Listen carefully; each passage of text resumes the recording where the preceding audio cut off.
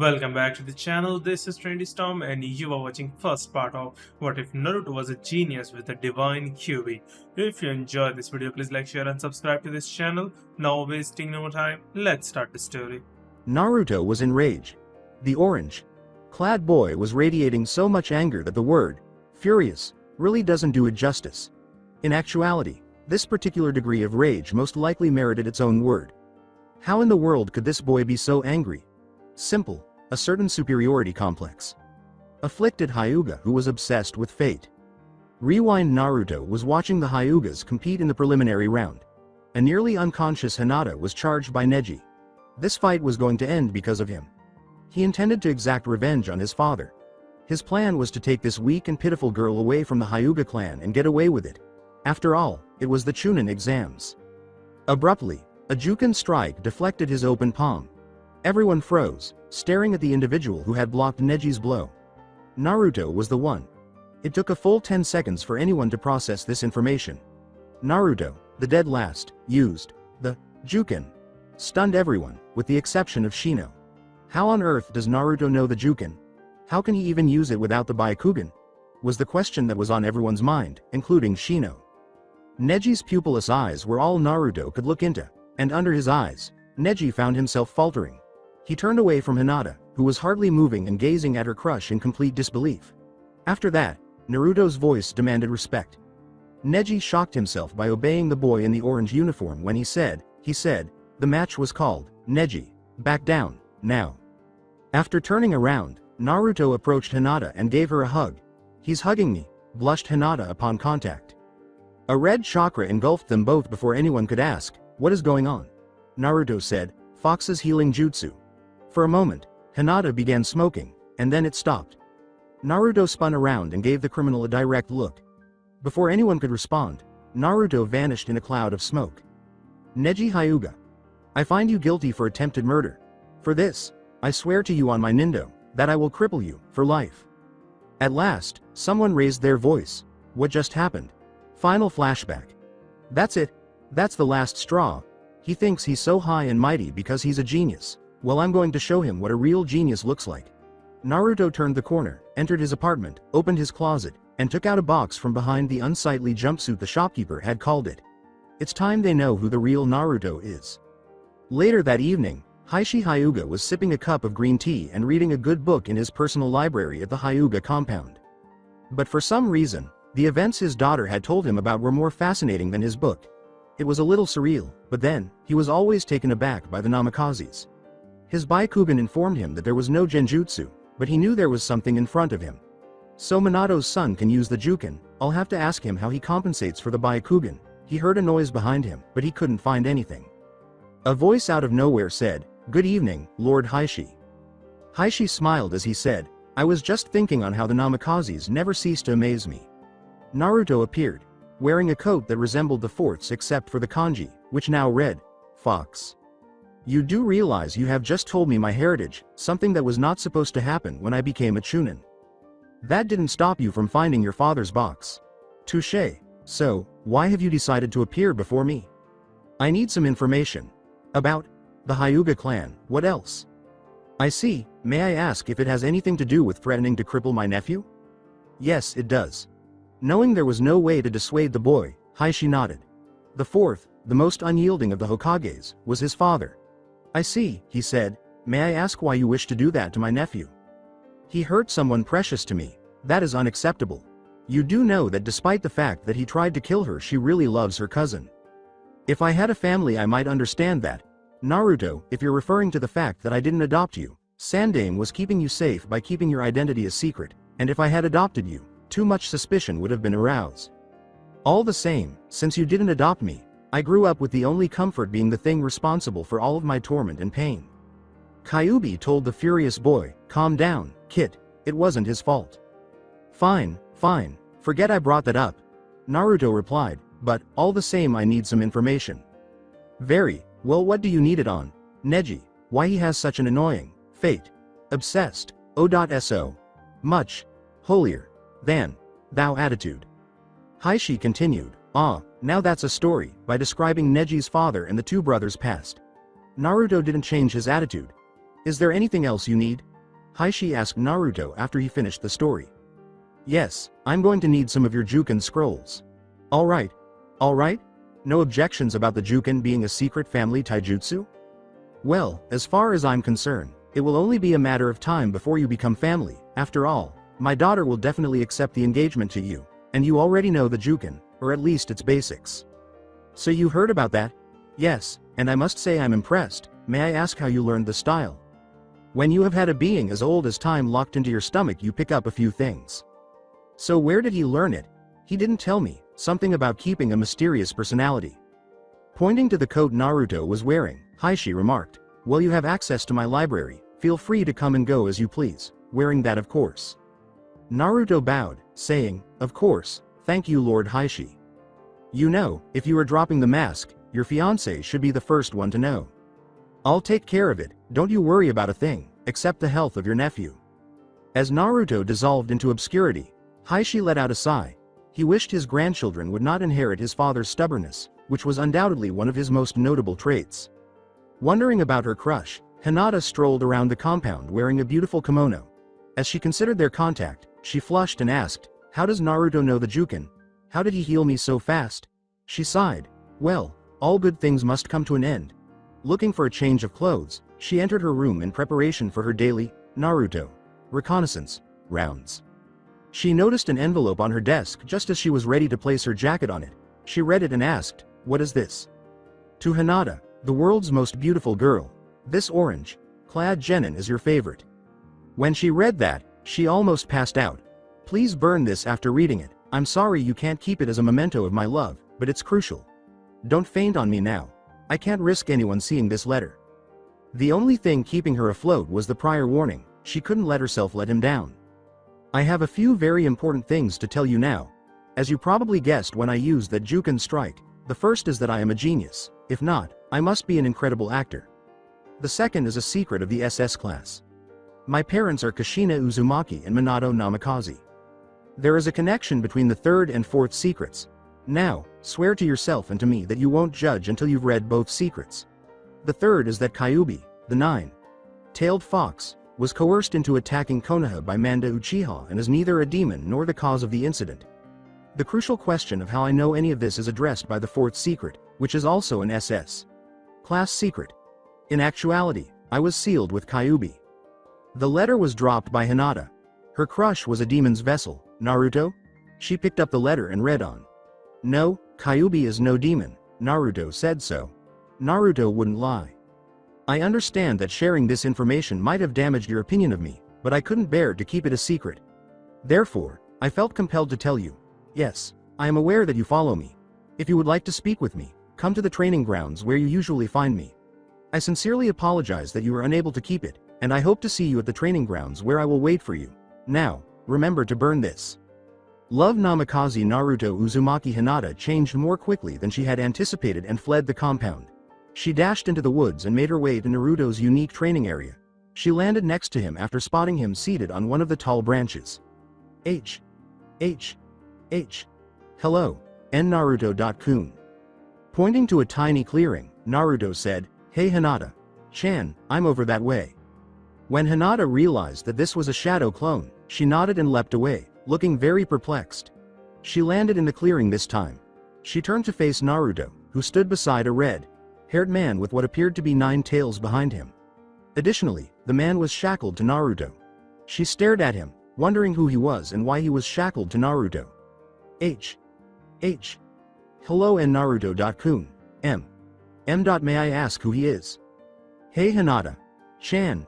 Yes you may ask, this is Kyuubi. Hinata was shocked to learn that the Kyuubi was this attractive redhead. The fox with 9 tails? Konoha's attacker, the Buji? Why your KKK Kyuubi? With a single glance at her, Naruto and Kyuubi said, believe it. But how? I think I should explain this one, Kit. With a scroll in front of him, Naruto remarked, perfect gives me more time to analyze this jutsu. Hyuga. Sama, I am Kyuubi, and as Naruto's letter explained, I'm no demon. In fact none of the Biju are. Hinata was intrigued by Kyuubi. You see, the Biju are simply creatures granted spiritual power by the Great One, the only true God. Why he did this, I have no idea. Just that he did and now I'm stuck in him. Naruto remarked, you make that sound like that's a bad thing. The only good thing that came from getting sealed into you instead of someone else is the development of your servant's freedom, jutsu. Kyuubi replied. Like it's my fault? If you want to blame anyone you should blame Mandra, Naruto replied. Fair enough. W. What's the S's? S. Servants FF. F. Freedom JJ. J. Jutsu?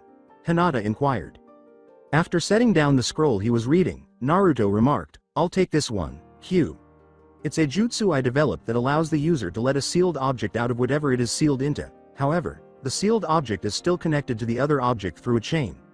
If you haven't guessed, that's why Kyuubi is standing here. This has allowed me to stop Q's complaining about not getting any fresh air. Kyuubi asked, do you have any more questions? To the Hyuga? Hinata inquired, H. How did you L. Learn the JJ? Juken. How does anybody learn any of the taijutsu? Replied Naruto. The Juken is just another taijutsu style. The only thing that makes it so exclusive to the Hyuga is the Byakugan. Not because it is impossible to use the Juken without the Byakugan, but because the Byakugan simply makes it more effective. To make up for it I simply study the human anatomy, rather extensively I might add. Hinata exclaimed, obviously impressed. Wow. Kyuubi remarked, yup, he is one amazing kid. Have any more questions, Hina-chan? Hinata's face flushed. J. Just one. D.D.D.Dour. Really have to circa C. Cripple Neji. Nissan? Sighing, I knew it was going to come to this. I wish I could take it back, Hinata-chan. I really wish I could, but a promise is a promise. I will try to find some way around it, but I can't really promise that. I know that sounds lame but that's the truth. I hope that you'll forgive me. Even though I'm asking a lot, due to him. He was referring to Kyuubi. N. Naruto.kun, I could N. Never be angry at you, or K. Kyuubi. Sama, you are both very K. Kind people, B. But P. Please D. Don't be T. Too hard on him. I'll do my best, Hina-chan. Alright Q, after we finish studying these we're going to work on some ninjutsus, and then next on the list is kenjutsu. You got it kid. I hope to see you soon, Hyuga, Sama. GG. Good.bye NN. Naruto.kun, I'll see you at the F. Finals. Bye, Hina-chan, I love you. She passed out. For the next 2 weeks, Naruto trained diligently. He and Kyuubi developed their chain and sword kenjutsu, which combined many rather impressive kenjutsu techniques with the chain attacks of the Demon Brothers. Additionally, he worked on the Kaden and the other for a while. Hakes. He even tried fusing the Goken and Juken together and eventually discovered that it might work. He kept working and fixing minor imperfections, which he noticed were becoming less frequent, and came up with a new style, which he called Kyuubiken, 9, Tails Fist. He eventually managed to sneak into Team Guy's training area and strike up a conversation with Guy. He requested that Guy check the style for him. Guy agreed wholeheartedly. The young Naruto was forced to develop a new look while he was yelling about the bright flames of youth. Minato Guy merely hung his mouth open after demonstrating the style, and 10 full seconds later he said, if my prized student were to fight against this new style, he would not be able to come back for my teaching. Although Naruto thanked Guy for his feedback on his style, he kept improving it. Additionally, he removed his father's box containing a scroll for his two well-known jutsus, the Hiraishin no Jutsu and the Rasengan. After much research, Naruto concluded that while he might be able to defeat the Rasengan, defeating the Hiraishin was definitely out of the question. He was going to devote the final week to seals. While working on them, Kyuubi appeared preoccupied the entire time. For the first 2 days, Naruto ignored it, but on the third day, he lost patience. Q? Patenttion. Kyuubi screamed, AHHG, before falling face down in the ground. Naruto approached the Buji and assisted him in standing up. I'm sorry, Kit. I was just thinking about that Gaara kid. Naruto inquired, you mean the Sand Jinchuriki? Is there another Gaara in a 4-mile radius? Funny. So what about him? Well, Shukaku may not have been sane, exactly, but he wasn't a psychopathic killer. Really? Well, now that you mention it, he did look like he hadn't had much sleep for a long time. Hey, I have an idea. What, you know how we were going to work on seals this week? Yeah, wait, you don't mean, no, I won't do it. You'll never get me to do it, no. Naruto was hiding later that evening. But this time, he wasn't hiding from Anbu because he had played a dumb prank. He was hiding from any onlookers because this was a very important self-assigned mission. Naruto reportedly remarked to himself, I can't believe you talked me into this. Trust me, kid. This boy will thank you for the rest of your life for this. This was going to be a big job, Naruto sighed. Sitting on the musty old recliner was Gaara. He detested his existence. Pain, death, and sleepless nights are probably the 3 words that best describe it. That's 4 words, he corrected himself without saying. Abruptly, a shadow appeared in the window. His gourd's cork spontaneously burst, allowing sand to fall to his feet with only a faint rattle as it hit the ground. There seemed to be no one here, so he waited. Then he heard it, a single word floating to his ears, almost as faint as the wind. Gaara. He strained his ears, wondering if the wind was calling his name or if he was just hearing things. Gaara. It was once more. Perhaps the wind was speaking to him because of all the nights he had spent gazing at the ceiling. Gaara. Listen to me. There is a boy, just like you. Meet him in the forest tomorrow, and you will find something you have been longing for. Gaara questioned, what will I find? While thinking, now I'm talking to the wind, I really must be crazy. The wind then uttered a word that he had assumed he would never hear. You'll find a friend. To their chagrin, Gaara nearly dragged his siblings out the door the following morning. The puppeteer grumbled, but, Gaara, I haven't had breakfast yet. Gaara muttered, shut up. Kankuro prudently closed his trap. After guiding the 2 siblings into the forest, Gaara instructed them to search for a boy. Temari and Kankuro were both intrigued, but they chose not to inquire and instead started looking for a boy. Who was he? Didn't inquire. What brought him here? Didn't inquire. Why were they trying to find him? Didn't inquire. Why couldn't they wait until they had eaten before doing this? They most certainly didn't inquire. Despite everyone's hunger at 10 in the morning, they persisted out of fear of Gaara's wrath. Everyone leapt to see who it was when they finally heard a tune being whistled. Naruto was sitting on a rock and whistling to himself when they discovered him. Gaara approached the boy. Are you the one who is like me? Yes, Gaara, Naruto said with a smile, and I want to help you. Kankuro and Temari were making their way back to town on foot. Naruto had instructed them to eat before returning to the apartment to wait. They were both very perplexed. This Naruto was who? And why was Gaara willing to put her trust in him so quickly? They had no choice but to comply because Gaara was adamant about supporting the boy's order, even though nothing seemed right. They nevertheless took a mental oath in spite of this. If anything happens to our brother, we will kill you, Naruto. Gaara was seated in the center of a blood seal that was extremely well organized. Naruto said he could fix his seal, and his eyes were full of hope. According to Naruto, the one tail could only become a mass murderer with a deformed seal because he held Kyuubi, who knew Shukaku. Therefore, he studied the seal for half an hour before Naruto said he could fix it. According to Naruto, the first issue brought about by the seal's abnormalities was that Shukaku had to take over as soon as Gaara went to sleep. Naturally, Gaara was aware of this. However, he was unaware that Shukaku had no influence over the situation, which only served to exacerbate the insane Biju's rage and increase his desire to kill. Shukaku's head was also being messed with by the seal, turning him into a murderer. Last but not least, the seal provided Gaara with the best defense possible at all times, something that, according to additional research, should only occur when Gaara desired to survive. Gaara snarled, but Naruto clarified that he would have greater control over sand than he could ever imagine once the procedure was finished. Naruto then got to work right away, laying out the blood seal and getting Gaara ready for the repair. After that, Naruto carefully started working on Gaara's seal using an ink brush. Kill him, he is no friend, he will kill you like the rest of them. Gaara heard the same voice again, but this time it said something entirely different. Don't listen to me. I don't know what I'm talking about. Well, that's novel, Gaara pondered. No, shut up. Listen to me. You have no friends, shut up yourself. Naruto is a friend. No, he will kill us. You must destroy him. If he's going to kill us, then I'm Napoleon. Gaara just sat there and listened to Shukaku argue with himself. Seeing the same person's opinions shift in just a few seconds was fascinating. However, he found that whenever Shukaku said to kill, he didn't feel compelled to. Rather, he thought it was more of a suggestion. Then there was quiet. Naruto uttered, and there you go. Gaara blinked. You're finished? Yes, the real Shukaku should be able to talk to you, and you should be able to get a good night's sleep. Naruto, thank you. Is there any way I can repay you? Don't worry about it, what are friends for? Gaara then smiled, something he hadn't done in a very long time. Friends, he thinks of me as his friend. Naruto, there is something you should know. Naruto looked at his new companion. Suna and Otto are going to invade Konoha. I was originally supposed to lead the attack, but in order to repay you, I will fight for you in your village. Thank you, Naruto said with a simple smile, and I will see you there. Grinning, Gaara returned to the apartment.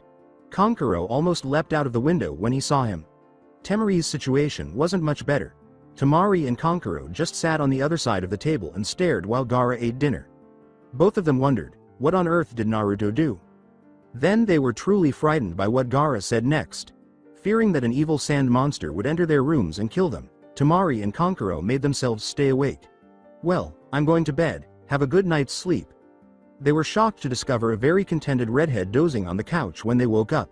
What did Naruto do? Like a fog over a bay, anxiety hung over the Chunin exam finals.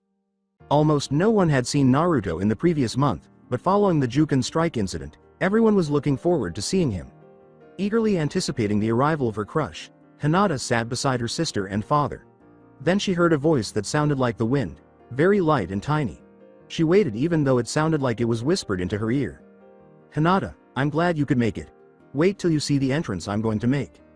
Neji was grinning to himself as the protector waited for Naruto to arrive, thinking, so the loser didn't even show up, huh? All the better. As soon as he thought the word, loser, he remembered Naruto using a Juken strike to deflect his attack. He was afraid, though he would never confess it, not even to himself. Almost imperceptible at first, the mist gradually began to fill the arena, covering half of it before becoming so dense that nobody could see it. Neji saw nothing when he activated his Byakugan. A booming voice cried out, Neji Hyuga, out of the middle of the mist, sending shivers down his spine. You have been found guilty on the charge of attempted murder, your punishment shall be. Me, a certain blonde ninja stood in the middle as the mist dissipated. But he was someone else entirely. Fox, was written in kanji on the back of his yandaime. Style coat. A katana with 2 red foxes engraved on its sides, encased in a black onyx scabbard, hung at his side. He was dressed in black pants, a white shirt with a red spiral design on the front, and black ninja sandals. Neji Hyuga, today I fight you, not as Naruto Uzumaki, but as Naruto Namikaze, son of Minato Namikaze, better known as Yandaime Hokage, Konoha's Yellow Flash. Neji was trying desperately to contain his laughter. Was Yandaime's son the deceased last loser? Perhaps in his dreams. You, Yandaime's son? What planet are you on? You may not know who I am, Neji, but I know you, Naruto said simply, opening his mouth. What do you know about me? Neji Hyuga, age, 13, eye color, white, hair color, black, birthday, 3rd of July, birthplace, Konoha, blood type, O, rank, genin, hobbies, meditation. Neji Hyuga is the #1 rookie of his Ninja Academy graduating class. He is also considered to be the strongest and most talented of all the Konoha genin, until today that is. He also thinks his father was forced to go in Hiashi. Sama's place when Kumo demanded a body in retribution for the death of one of their men, when in fact Hiaji volunteered.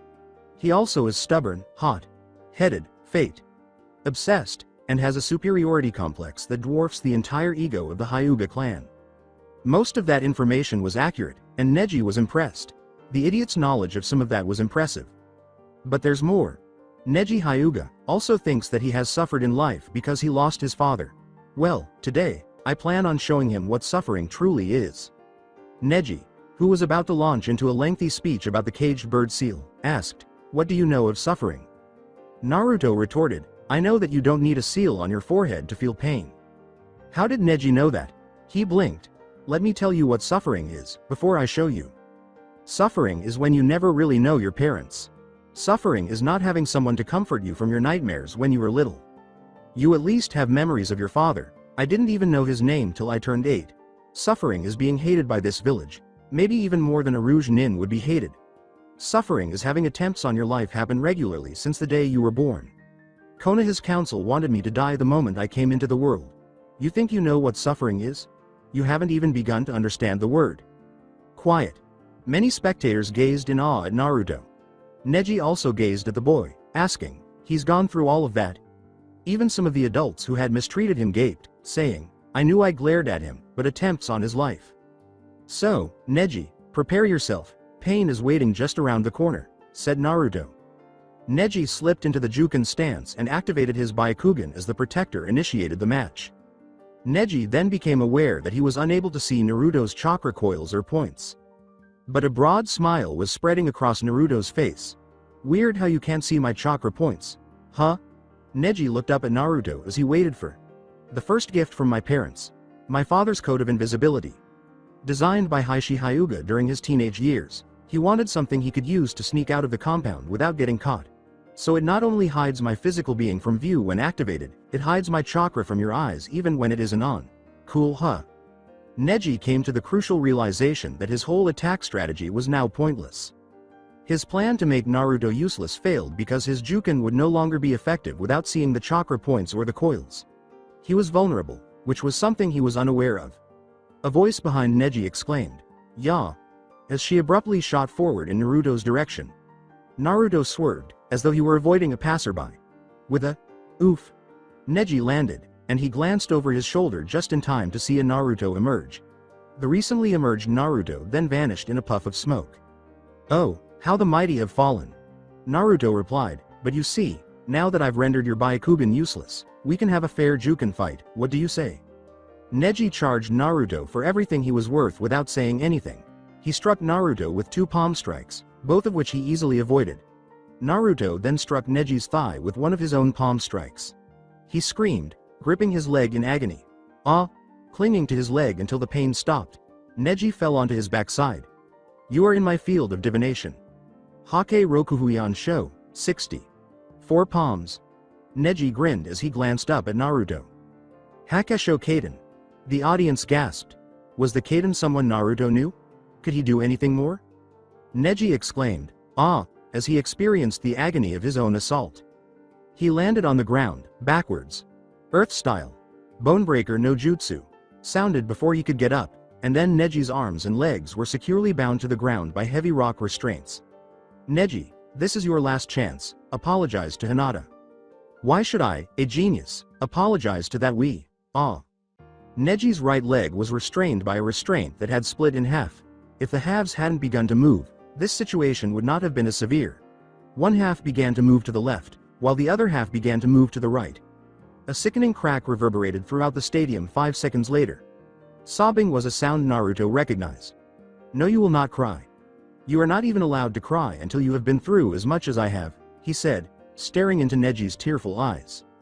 With tears streaming down his cheeks, Neji just stared back. Please, he said, just cripple me. What? Inquired Naruto.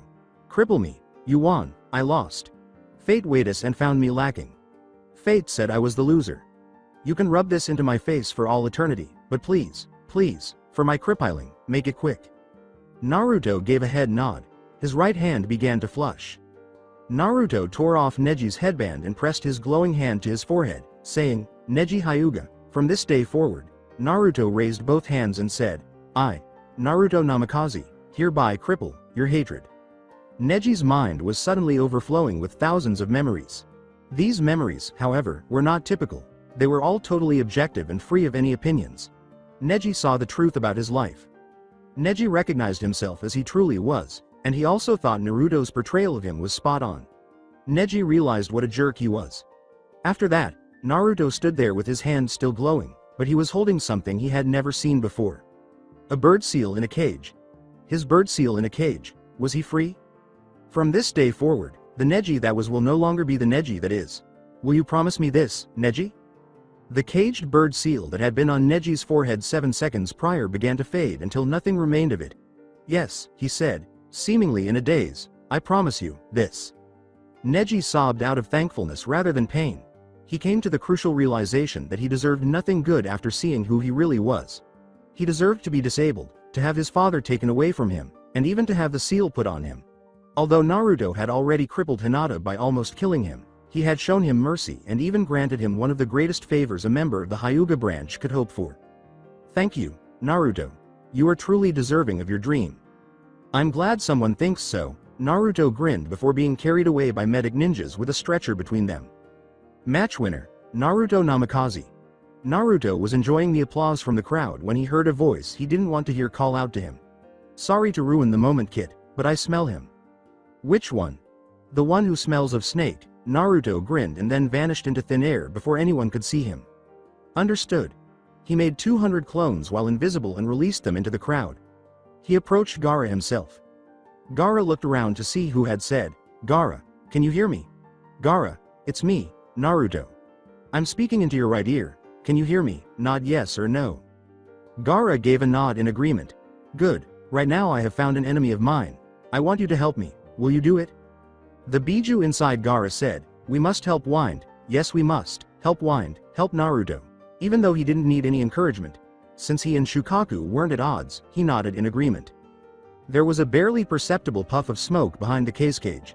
There is one thing you should know, my enemy is acting like the Kazekage. Gaara just gave a nod. He then had to deal with his siblings. Neither of them protested. Neither one of you will fight in the invasion, if you do, I will kill you. The Kazekage abruptly and unexpectedly flew to the arena floor. Ah. Then Sarutobi exclaimed, what the? Then another event occurred that no one had anticipated. The face of the Kazekage fell off. 3 feet above the ground, it floated there. The Kazekage was then revealed to them. Orochimaru was looking directly at the mask he had worn. The fist that had grabbed it then began to show to him. The red chain that was fastened to his wrist was the only thing that drew his attention as he saw the arm, torso, other arm, and legs. Behind him was a red-headed man with a 9-tails aura, and that chain extended to another arm. With a straightforward statement, Naruto turned to Orochimaru and said, you remember Kyuubi, don't you? Because he remembers you. My father's second gift to me, Kyuubi. And how you brutally murdered my kid, and my mate, and let's not forget how you taught Mondra Uchiha how to use the advanced Sharingan to control Biju. As far as I'm concerned, you are about as much to blame for my attacking Konoha as that annoying Teme. Yes I did, but you were a demon, who's to say that you wouldn't attack Konoha anyway? Orochimaru said as he got to his feet. Kyuubi and Naruto exchanged glances and burst out laughing, leaving Orochimaru in the dark about their thoughts. With great annoyance, he questioned, what is so funny? Kyuubi and Naruto chose to ignore the Sannin, which only served to increase his rage. What is so darn funny? Why don't you ask you sensei? Naruto asked the snake Sannin after gathering his thoughts. Orochimaru gave the boy a questioning glance. What on earth did the boy mean by that? He means that none of the Biju are actually demons. The Sandyami blurted out loud enough for everyone in the stadium to hear. They're simply intelligent beasts with more power than many can believe. In perfect truth, Biju are actually good-hearted creatures, and well, as Naruto says, believe it. Naruto grinned and remarked, well there you go, right out of the Hokage's mouth. He pointed straight into Orochimaru's face and said, now as for you, adding, well, let's just say we got something special in mind for you. Kyuubi and Naruto then charged at Orochimaru. He thought he could easily avoid both of their attempts to ram him. The moment the chain between them struck him in the chest, this fantasy was dashed. The Biju and his ship abruptly turned around, successfully entangling the Sannin in the chain by crossing it over itself. We're going to have some fun now, Naruto said, grinning savagely. The air itself seemed to be tense with suspense when Kyuubi and Naruto suddenly performed the most unexpected, vicious, and cruel torture known to man. Oh yes, I love this part. They started singing, Yandaime, Yandaime, Namikaze Minato. Take his sake and beat the snake. Hey, and drank it all away. Nearly everyone started to perspire. With the exuberance of schoolboys, they jumped around Orochimaru while singing the verse once more. The second verse is up now, happy, happy, happy, happy. Namikaze Naruto, for heaven's sake, beat the snake. And, hey, threw him far away. In the meantime, everyone in the stands who had ever interacted with the boy was now denying knowing about him. The only people who genuinely claimed to know him were pleased that he had apprehended a Sannin and was making fun of him in front of Konoha. The thrower grinned to himself as the kunai sliced through the air and headed toward the boy, saying, the boy go too cocky. A true ninja should know better. However, his grin vanished as soon as the kunai struck a wall of sand. Naruto remarked, geez, Gaara, nothing like waiting till the last minute, huh? As the redhead announced his arrival. With a broad smile, Gaara said, hey, I came didn't I? Perhaps now was a good time to go, the person who had defended Orochimaru thought. Only to discover his feet stuck in the sand. The ninja went white. Naruto almost burst out laughing when he said, "Hey, would you by any chance have Orochimaru's lackey caught, do you?" Gaara said, "Why don't you ask him?" "Ah!" A voice cried out. Then a massive sand tentacle showed that it was Kabuto. "Absolutely wonderful, now they can both die. If you kill me, Suna will attack," shouted Orochimaru.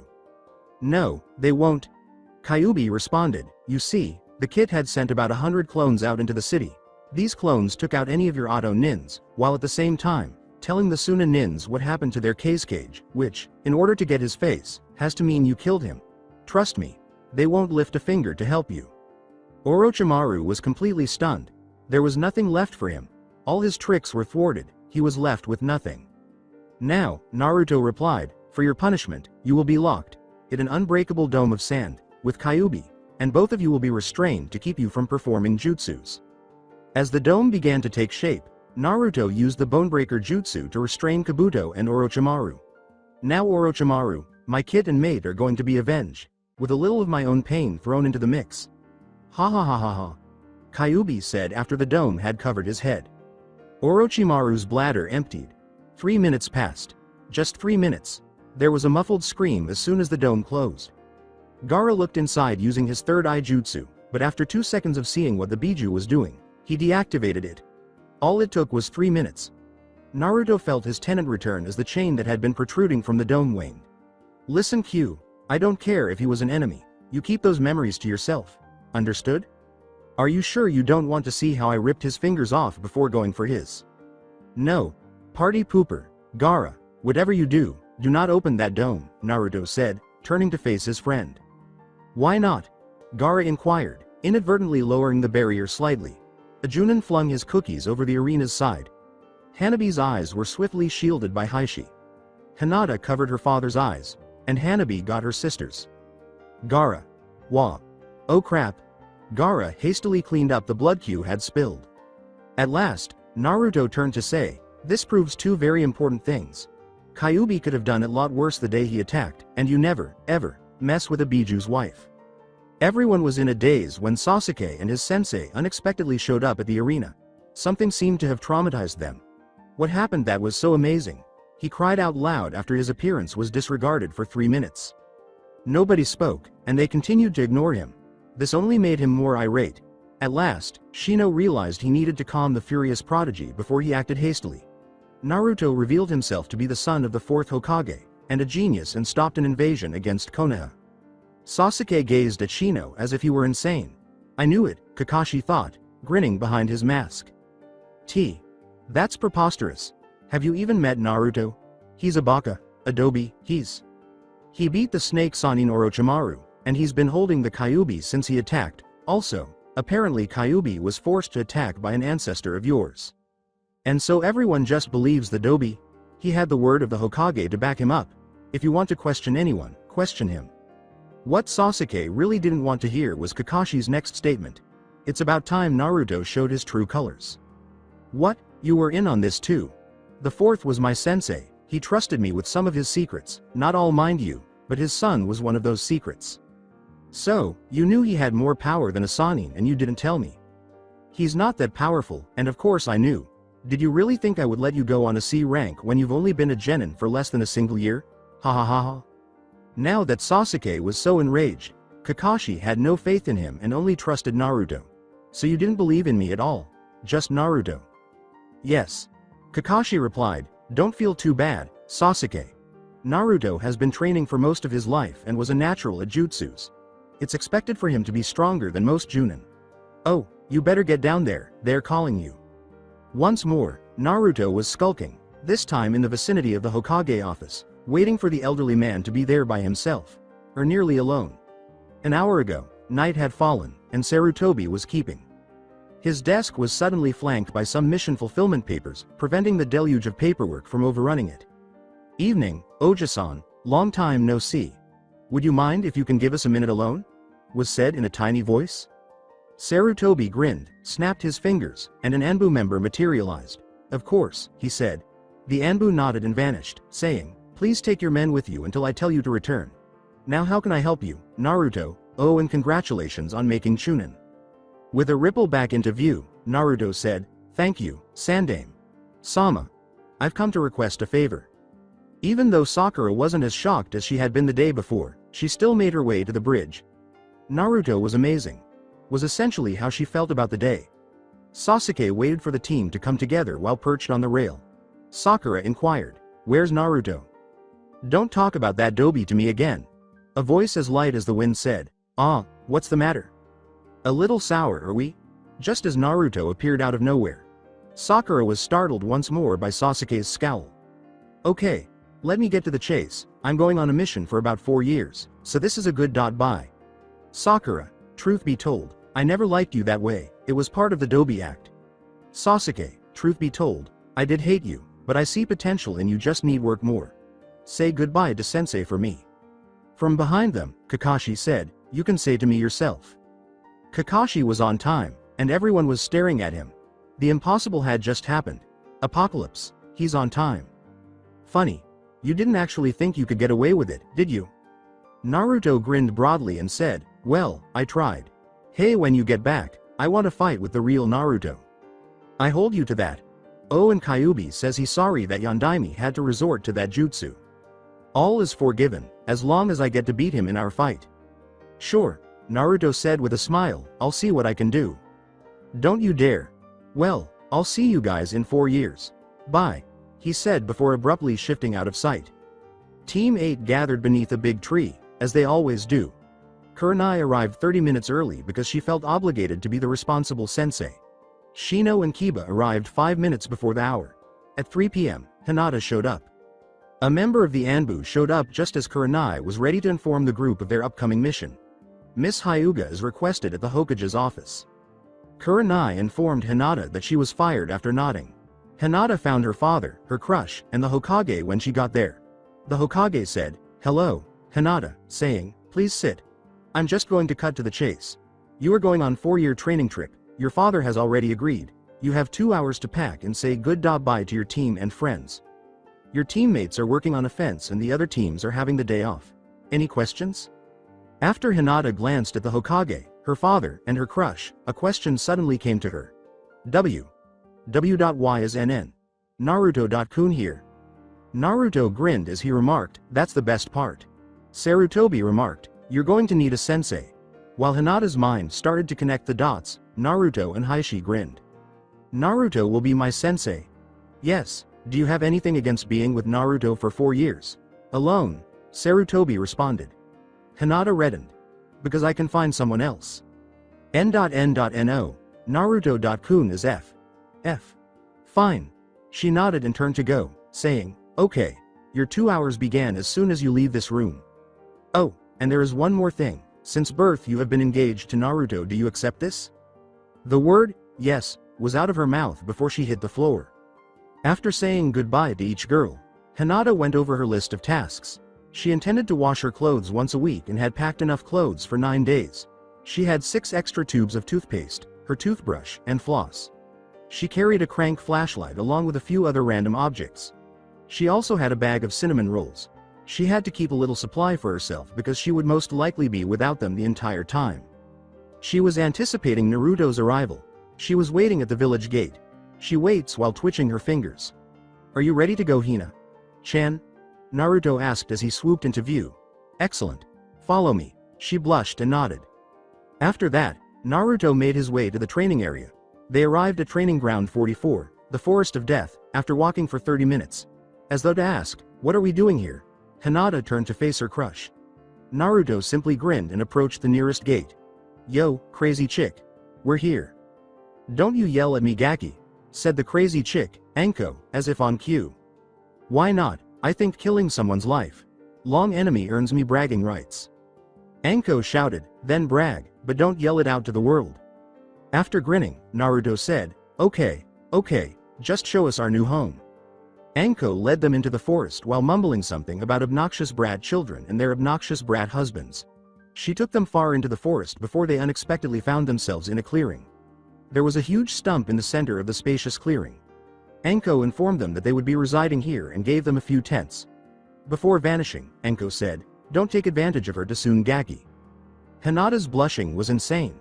Naruto chose to ignore it. Glancing down at the tent he was holding, he tossed it aside. He made a number of hand gestures and muttered something. Beside him, a red chain started to take shape in the air, and Kyuubi began to disappear as soon as it reached 4 feet in length. They went to the stump without a word, and Naruto pulled out his sword to start carving a door in the wood. Kyuubi also started working on the stump, forming a sword out of chakra. 30 minutes later, Naruto reappeared with Kyuubi. After grabbing his bag and vanishing into the stump, Naruto motioned for Hinata to enter. The interior of the stump, which she followed, resembled a 5-room apartment. A kitchen, a dining, living area, 2 bedrooms, and a temporary bathroom were all present. Hinata watched in amazement as Naruto started extracting a gas stove, a refrigerator, a bookshelf, and a generator from a single scroll. Sorry, the bathroom isn't that great, but it's hard to install indoor plumbing in a tree stump. Luckily, there is a small underground river underneath the toilet, that'll keep it from stinking. She said, How did you do all of this? Kyuubi carried a box of clothes into one of the bedrooms and said, It's the sword he has, another gift from his parents. Naruto pointed to the sword by his side and said, Apparently, my mother was from a hidden village called Whirlpool, and the village was famous for making weapons, this one in particular. Blade has a number of really cool little abilities. One of them is that I can change my chakra into any element I can think of, which gives me an affinity for any element. To answer your question, I changed my affinity to grass, which helped me carve the wood. I also used some wind and fire to help out. The second ability is that it makes my opponents extremely unlucky, which makes me lucky instead. In fact, it's likely that this sword is the reason Orochimaru is dead. Does that help in any way? Hinata gave a nod. Good, now get your room unpacked, your training begins shortly. Alongside her team, Hanabi Hyuga waited in line to receive their scroll. They were about to start the second Chunin exam test, the Forest of Death, after passing the first one. Hanabi recalled the stories her sister had told her about the poisonous plants, the forest leeches, the enormous tigers, and the forest. Hanabi gave herself a mental slap for forgetting to bring the notes she had made. Oh, well, the past is the past. At last, her team, number 23, received their scroll, a scroll of heaven. She then proceeded to the second gate, where Team 22, also referred to as Team Konohamaru, was located. Hey Hanabi! Exclaimed Konohamaru. Hello, Konohamaru, Moegi, Udon. How are things going? Replied Hanabi. Konohamaru felt he needed a replacement after Naruto left, and he was now dressed in black pants and a bright orange t-shirt. Udon was dressed in black pants, a shirt, and fingerless gloves that were standard issue for shinobi. Moegi looked beautiful. She had really lived up to her reputation as the class's most attractive girl. Her eyes were burning with a determination that, if allowed to run amok, could blind someone, and her hair cascaded down her back like a waterfall. She wore modest clothing that was beautiful in the most exquisite way imaginable. Her strength was indescribable, but her beauty was indescribable. Things are okay, I guess. A sudden sound came from the speakers. All right, Gakis. You know what it's going to take. You know about most of the threats, but there is one more you guys need to know. The 3 fears of the forest. Do not cross them. 4 years ago I gave them 2 of each scroll. They still have them. The last team that faced them came back with only 1 survivor, and whether or not he survived is debatable. If you see any of them, do not challenge them, they will leave you alone otherwise. You may begin. With the exception of 2 teams, 23 and 22, everyone leapt into the forest, each going their own way. His team was instructed to follow them by Konohamaru. He had a thought. Team 23 set up a small camp at dusk, planning to launch an attack the following day, when the majority of the irascible members would be exhausted from the first day of rushing. Next came Team Konohamaru. Team 22, we have an offer. Hanabi followed him everywhere he went, no matter how foolish, either because she had a small crush on him or because she was shocked out of proportion. In fact, they were pursuing the 3 fears of the forest. How foolish was Konohamaru? Nevertheless, she was following him here. How does that describe her? She let out a sigh. When Konohamaru interrupted her mental monologue, he said, Hey Hanabi? What do your eyes see? Hanabi's Byakugan came to life. She saw very little. She did spot a woman and gave her a quick glance. She had dark blue, almost black hair and a stunning kimono. Her back was all that was visible.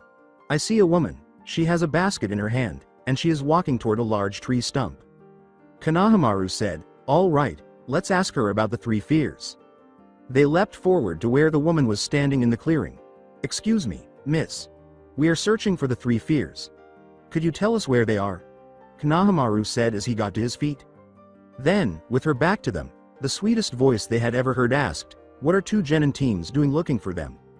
"Well, we heard from that crazy lady that they had 2 of each scroll, so I thought that if we worked together we could beat them one at a time, so then we could get back to tower, because well, I like that team and they're good friends of mine." "So, would you stand by your friends even though you may die?"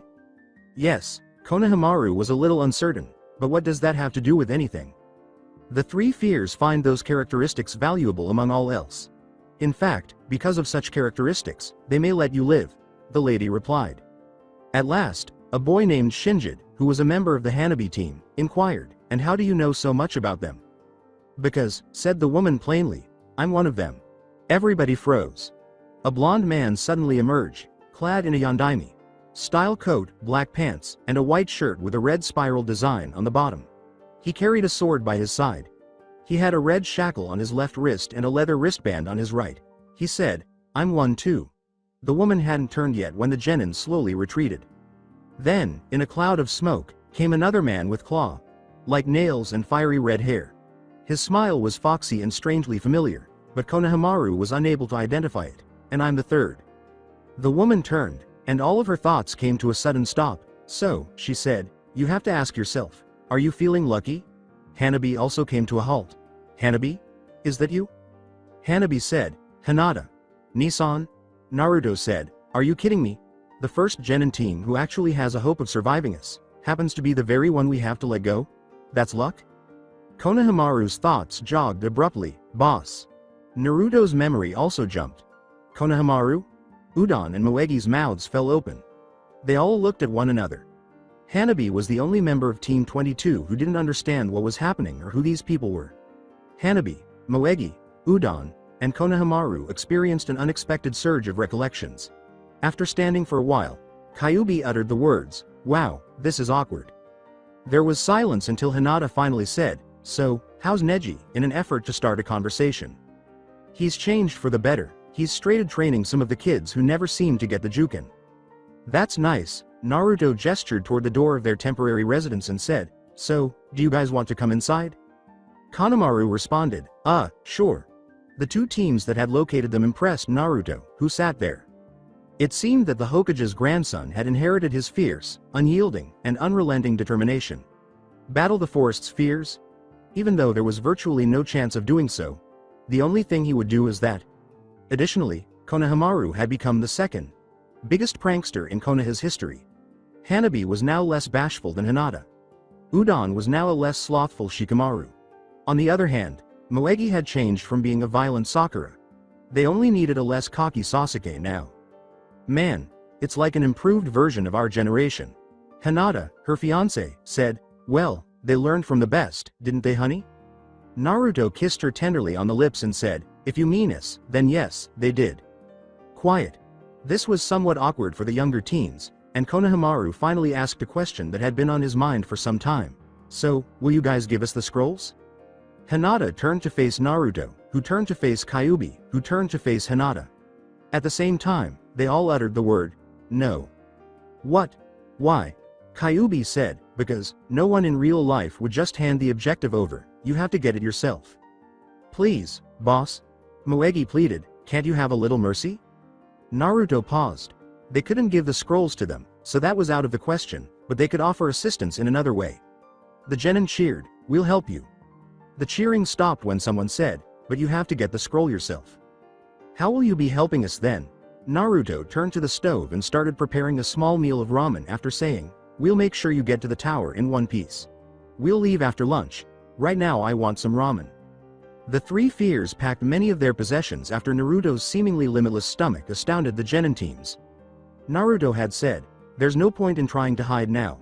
Once everything was packed, the small group set out on their mission. Soon after the first scroll was taken, Hanabi set a trap for them, heavily influenced by the trap set by Team 8 4 years prior, after using her Byakugan to determine what scroll they had.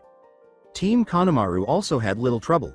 Udon's plan was more than enough to defeat the next genin team, and maybe the Fox Blade's mere existence gave them the good fortune to retrieve an Earth Scroll from one of their weapon pouches. As the small group started to make their way to the tower, Naruto grinned. He was returning to the village he had vowed to defend, to his friends, to civilization, to indoor plumbing, and most importantly, to the best ramen in the world. Then the one thing that could make him unhappy surfaced. They were being followed. Hinata and Kyuubi undoubtedly sensed it, but they appeared utterly unaware and remained composed. Opening his mental connection with his tenant, Naruto said, "Let them attack first." Understood. Hinata was observing the genin as they came closer, having silently activated her Byakugan. A smile gradually spread across Naruto's face. This was going to be entertaining. He made contact with his sword's hilt. Break. A branch had been stepped on by one of the unfortunate genin who had been ambushing the business. Termites had established a colony on this branch. This branch was actually on the verge of breaking. It only needed a little prodding. With a loud crash, the genin hit the ground. Suddenly, the termites, having disturbed their home, attacked the nearest living creature, which was the unfortunate genin. Kyuubi, Hinata, and Naruto all grinned and exclaimed, "Ah, ah, ah, ah. Get them off of me."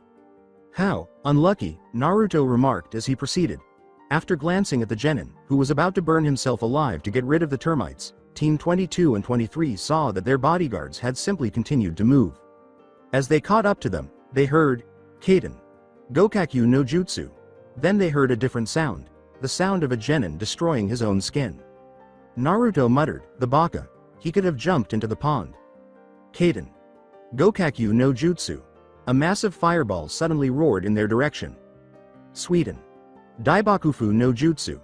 Hinata didn't even turn before a huge whirlpool erupted out of the pond and swallowed the flames. Then there was a distant scream as the whirlpool continued. For the record, this is the jutsu that Kakashi used against Zabuza at the conclusion of their first battle. Hanabi marveled at her sister's newfound strength. She had just used some incredible jutsu. "You won't get past me," exclaimed the third genin, who at last materialized directly in front of the small group. Naruto declared, "I had the first one." Hinata whispered to herself, "Well, it's not my turn. I had that girl who used the fire jutsu. Rather impressive she did that, actually." Kyuubi sighed and said, "I guess it's my turn." Kyuubi strode ahead of the group. His desire to kill increased. His teeth grew longer, his ears became pointed and shifted to the top of his head, his red eyes took on an animalistic appearance, and his whisker marks turned into real whiskers. His flaming red hair spread across his entire body as he fell onto his hands and feet. Again, Kyuubi was the fox. Naruto and Hinata were the only ones left standing as his enormous figure loomed over the genin's cowards. It was like a tornado as the fox inhaled through his nostrils. "You smell like fear." He set a trap for a fight, and the boy turned to run, only to run into it. The trap worked really well. Never again would the boy move. Kyuubi transformed back into a human.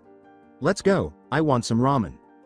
Naruto, Hugh, and Hinata remained with Konohamaru after Team 22 and Team 23 parted ways and bid farewell after entering the tower. And they discovered an extremely shocked Iruka when they opened the scrolls. Na. Naruto.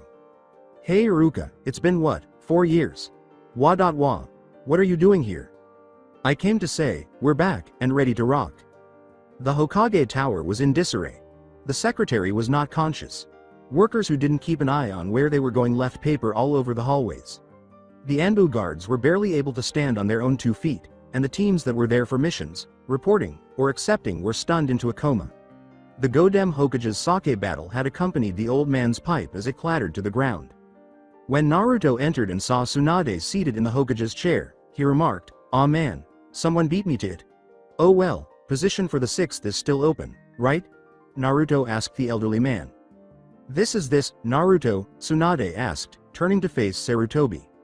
Sarutobi said, "I think so anyway," and nodded. "I was going to say he looks like his dad. Yeah, me and my old man are pretty alike, there's only one difference," Naruto replied, "I'm better." "And you're humble too," hinted Hinata in jest. "I heard that. You were supposed to." "Alright, enough. No picking on each other until we get to the house," Kyuubi replied. "Speaking of which, is the Namikaze estate ready to receive us?" "Almost, we couldn't get into your father's mansion because we were in need of your blood," Sarutobi replied. Naruto went on to discuss how Hinata has changed, including how much stronger she is and the new jutsus and taijutsus she has learned. "Okay, we'll take care of that when we get there, but I have a couple of things to do first, one of which is to report my last 4. year mission. Let me begin by saying, it was a complete success. Throughout, Sandaime grinned and said, "See, Tsunade, I told you he'd make a good teacher. So that's the legendary sucker, huh? This just might work." Naruto grinned as his mind, hearing the name for the first time, finally identified the woman. "Secondly, I have a complaint." The blonde instantly had everyone's full attention. "Due to Hinata's new growth, and my mosque's destruction, I feel that my remaining in Team 7 is only a waste in my time and skill. I also feel the same about Hinata in Team 8. Don't get me wrong, our experience in both teams was vital to our growth, but to better use our abilities, I believe we should form a new team." "And why do you believe that a new team would be beneficial to Konoha?" Tsunade inquired. "Because without me on Team 7, it would allow Sasuke and Sakura more time to grow, allowing for him to become more powerful before attempting to kill his brother. Also, as Hinata's sensei for the past 4 years, I know her tactics and strengths, something that would take Team 8 a while to discover, and thus it would be a waste of time and manpower. As if that's not enough, it's no secret that myself and the Uchiha don't get along." Those were valid reasons, and Tsunade appeared impressed, but the teams were the teams. "You have some good reasons, I'll admit, but I'm not going to change the teams." "Then how about a bet?" Naruto asked, grinning slyly at her. Tsunade loved those words and hated them. Her expression was one of internal struggle as she attempted to force her inner gambler to relinquish the dice. She tried to dissuade herself from falling for the ruse by asking, "What do you have to wager against me, the Hokage? How does a list of all the jutsus I've made sound? I'll even add a nice retirement home in the Namikaze estate for you." Sandaime's eyes widened. A house in the most desirable area of Konoha? Something he would kill for? It was heaven to be able to stay there until the end of his days. The dice had already been thrown by Tsunade's inner gambler. "What's the challenge?" He grinned, 3 Chunin, 6 Junin, against me, Hinata, and Kyuubi in his human form. Upon examining the trio, 3 of their finest Chunin and 6 of their finest Junin, Tsunade concluded that they could not possibly live. "You're on." Naruto examined the Junin. Kurenai, Gai, Asuma, Anko, Ebisu, and Kakashi were all well known. It didn't matter that he had never seen the Chunin before. Naruto then surveyed the area, which included a lake close by, a sizable open field, and trees encircling both the field and the lake. "Looks like we're going to get our fight, Kakashi," Naruto replied. With a smile on his face, Kakashi produced a kunai. "Looks like it, Naruto." "Kyuubi, listen good, when you see Hinata, tell her we each get 2 Junin, and 1 Chunin. I get Kakashi, Gai, and the short Chunin with red hair. You get Anko, Asuma, and the big guy. Hinata will get Ebisu, Kurenai, and the Hyuga Chunin." "Gotcha, Kit. I'll tell her as soon as she gets back from changing." "What on earth are we waiting for?" the redhead Chunin asked, pacing back and forth. Naruto responded, "My girlfriend needs to change because she doesn't want her kimono to get dirty." The Chunin laughed and said, "Like that's all she has to worry about." Naruto considered saying that it was her only concern, but she changed her mind. "There's no need to agitate the man." There was a familiar smell beneath his nose. Naruto remarked, "And here she comes." Kurenai's mouth fell to the ground. Hinata had switched from the kimono to battle gear resembling the Anbu. Because she needed to be ranked, she wore a dark blue flak jacket instead of a Chunin one, and she wore iron-plated gloves that reached her elbows. However, after the fight, that would change. She wore a blue jacket and black pants, but it was smaller than the one she wore when she was a genin. In fact, this jacket was more akin to Naruto's coat than a jacket. She had on a black fishnet shirt underneath her jacket. Naruto asked his girlfriend, "Have I told you how beautiful you look in that?" To which Hinata replied, "Only 50 times. Well, make it 50.1. Kyuubi informed the two, "Okay, lovebirds. Pay attention, we've got a bet to win." "You're not worried, are you, Q? Me? Worried? Huh? In another life, maybe? Good, we don't need you turning tail. Hey honey, how are we going to take them?" Hinata inquired. 3 fierce techniques. Naruto responded, "And if they come back then we can practice taijutsu." "Okay then, we'll do." Tsunade said, "Are you ready to begin?" "I was born ready," exclaimed Naruto. "Begin." Running, Kyuubi grabbed his 3. His rivals did not let him down. They started flinging everything they owned. Kaden. Hosenka no Jutsu. Kaden. Karyu Enden. Senichashu. The Biju deftly dodged 6 fireballs and a flame dragon that were aimed at him. while avoiding the insane snake mistress who had 2 snakes hissing at him from her sleeves. Fear of the Forest Technique. 9-tailed fear no jutsu. Kyuubi started a series of hand signals after the fireballs had passed him. Suddenly, 9 fox tails appeared on his back and began to spin slowly. They grew longer and longer until they reached a distance of 3 meters. Kyuubi then proceeded to approach the Chunin, his closest opponent. Said Chunin was suddenly ensnared by one of backquote, and found himself spinning rapidly. The tails. The 2 Junin were then entangled in the whirlwind of tails after Kyuubi leapt on them. Until all 9 tails were pointing straight up, the tails continued to spin and slowly rose in the air. Only 3 heads remained above the ground after the tails plunged into the ground. 3 kunais suddenly struck the ground in front of them. They were all tied with tags. The eyes of the 3 heads widened. They flinched as much as a head could. "Game over" was written on the tag, which then revealed itself to be nothing more than a piece of paper. Kyuubi smiled savagely, sending a chill down Enko's back. "I could have done much worse." Naruto was giggling uncontrollably. His 3 opponents stumbled on their own feet each time they took 2 steps. Kakashi exclaimed, What is going on? We're Junin." Guy made the decision to share his thoughts, saying, "It is the youthful Naruto, his bright flames of youth blind our feet."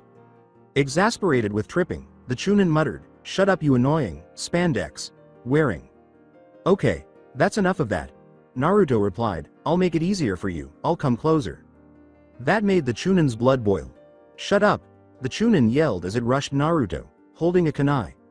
The Chunin were unaware that his kunai had a weak spot that was only a hair's breadth away. It would take extreme luck to locate it. Naruto was simply fortunate to be that fortunate. The Chunin's eyes widened when he saw Naruto's sword cut his kunai in half. After that, he was kicked in the chin, sending him flying, and his shock lasted for 3 seconds. Naruto remarked, "Well, that was fun. Now to end this, fear of the forest technique. Fear of the fox blade no jutsu."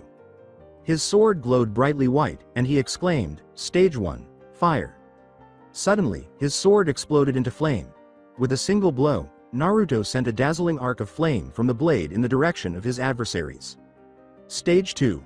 Water. Suddenly, ice covered his sword. His blade struck the fighters like icy needles as the ice melted and then refroze. Stage 3. Wind. The aura of the blade appeared to become agitated, as though the wind surrounding it were as strong as a Category 5 hurricane. Stage 4. Earth. The Chunin, Guy, and Kakashi were abruptly pinned to the ground by stone boots. Stage 5. Grass. The vines encircled their feet, further securing them. Stage 6. Lightning. The wind's cutting force combined with the sword's crackling action gave him a weapon that would tear them apart and cause excruciating pain. According to Naruto, game over. Kakashi grinned. Though it had nothing to do with his skills, he couldn't help but feel proud when he said it. His pupil was Naruto. Hinata and her 3 were in a stare-down. Her sensei, Kurenai, is better off than the other 2. She should anticipate many of the same attacks from Ebisu, the teacher who was a closet pervert, since he had mediocre fighting skills and a similar affinity for water to hers. That is, if he were to get past her technique. After that, the Chunin would not be impacted by her technique, but she could test the taijutsu on a Hyuga by using the Kyuubikan on him. Megan. Jubaku Satsu. Kurenai decided to give her favorite genjutsu a try. Her eyes swiftly dispelled the jutsu, as was to be expected. Ebisu shouted, "Suiden. Suiryuden no jutsu." Thinking fast, Hinata flew through a series of hand signals by herself as a giant water dragon approached. Suiden. Suijinheki. The dragon was stopped in its tracks by a wall of water that shot up. Hinata then started making more hand signals. When Ebisu saw her eyes, he started to charge, saying, "Fear of the forest technique. Fear of the moon eyes no jutsu." As dark as the new moon. Kurenai also witnessed it. At the left corner of her eyes, a slither of white developed. It continued to grow until her eyes were as white as the full moon. Then, like the white, a black slither developed and gradually obscured her eyes. Her eyes moved through the phases of the moon, waxing and waning. Her eyes grew slowly until they were the only thing there were. Months went by, backquote. And years, decades, and eventually 10,000 years had gone by. There were only those eyes. At last, a single word reverberated through the shadows. Gotcha. Ebisu and Kurenai were abruptly bound to a tree. Since their arms were separated, they couldn't perform any rope jutsu. Hinata turned to the Chunin and said, "That only leaves you." He turned on his Byakugan and glanced up at her. Hinata just slipped into the Kyuubi stance without bothering. Hinata delivered a punch with enough chakra pumped into it to make the Chunin's arm useless as the Hyugas approached slowly. But when the Chunin saw the chakra approaching him with the Byakugan, he swiftly sidestepped the blow and rolled back, creating space between them. Hinata then had an epiphany. I've been interested in trying this new jutsu, and you seem like the ideal test subject. Shugohaki Rokuhuion show. Suddenly, the Chunin had to dodge thousands and thousands of chakra beams. He felt as though his arm had been torn open, and a quick look at his shoulder confirmed that it had. Ah! He exclaimed as one suddenly struck his arm. His leg was struck by another. Ah! Hinata finally ceased firing.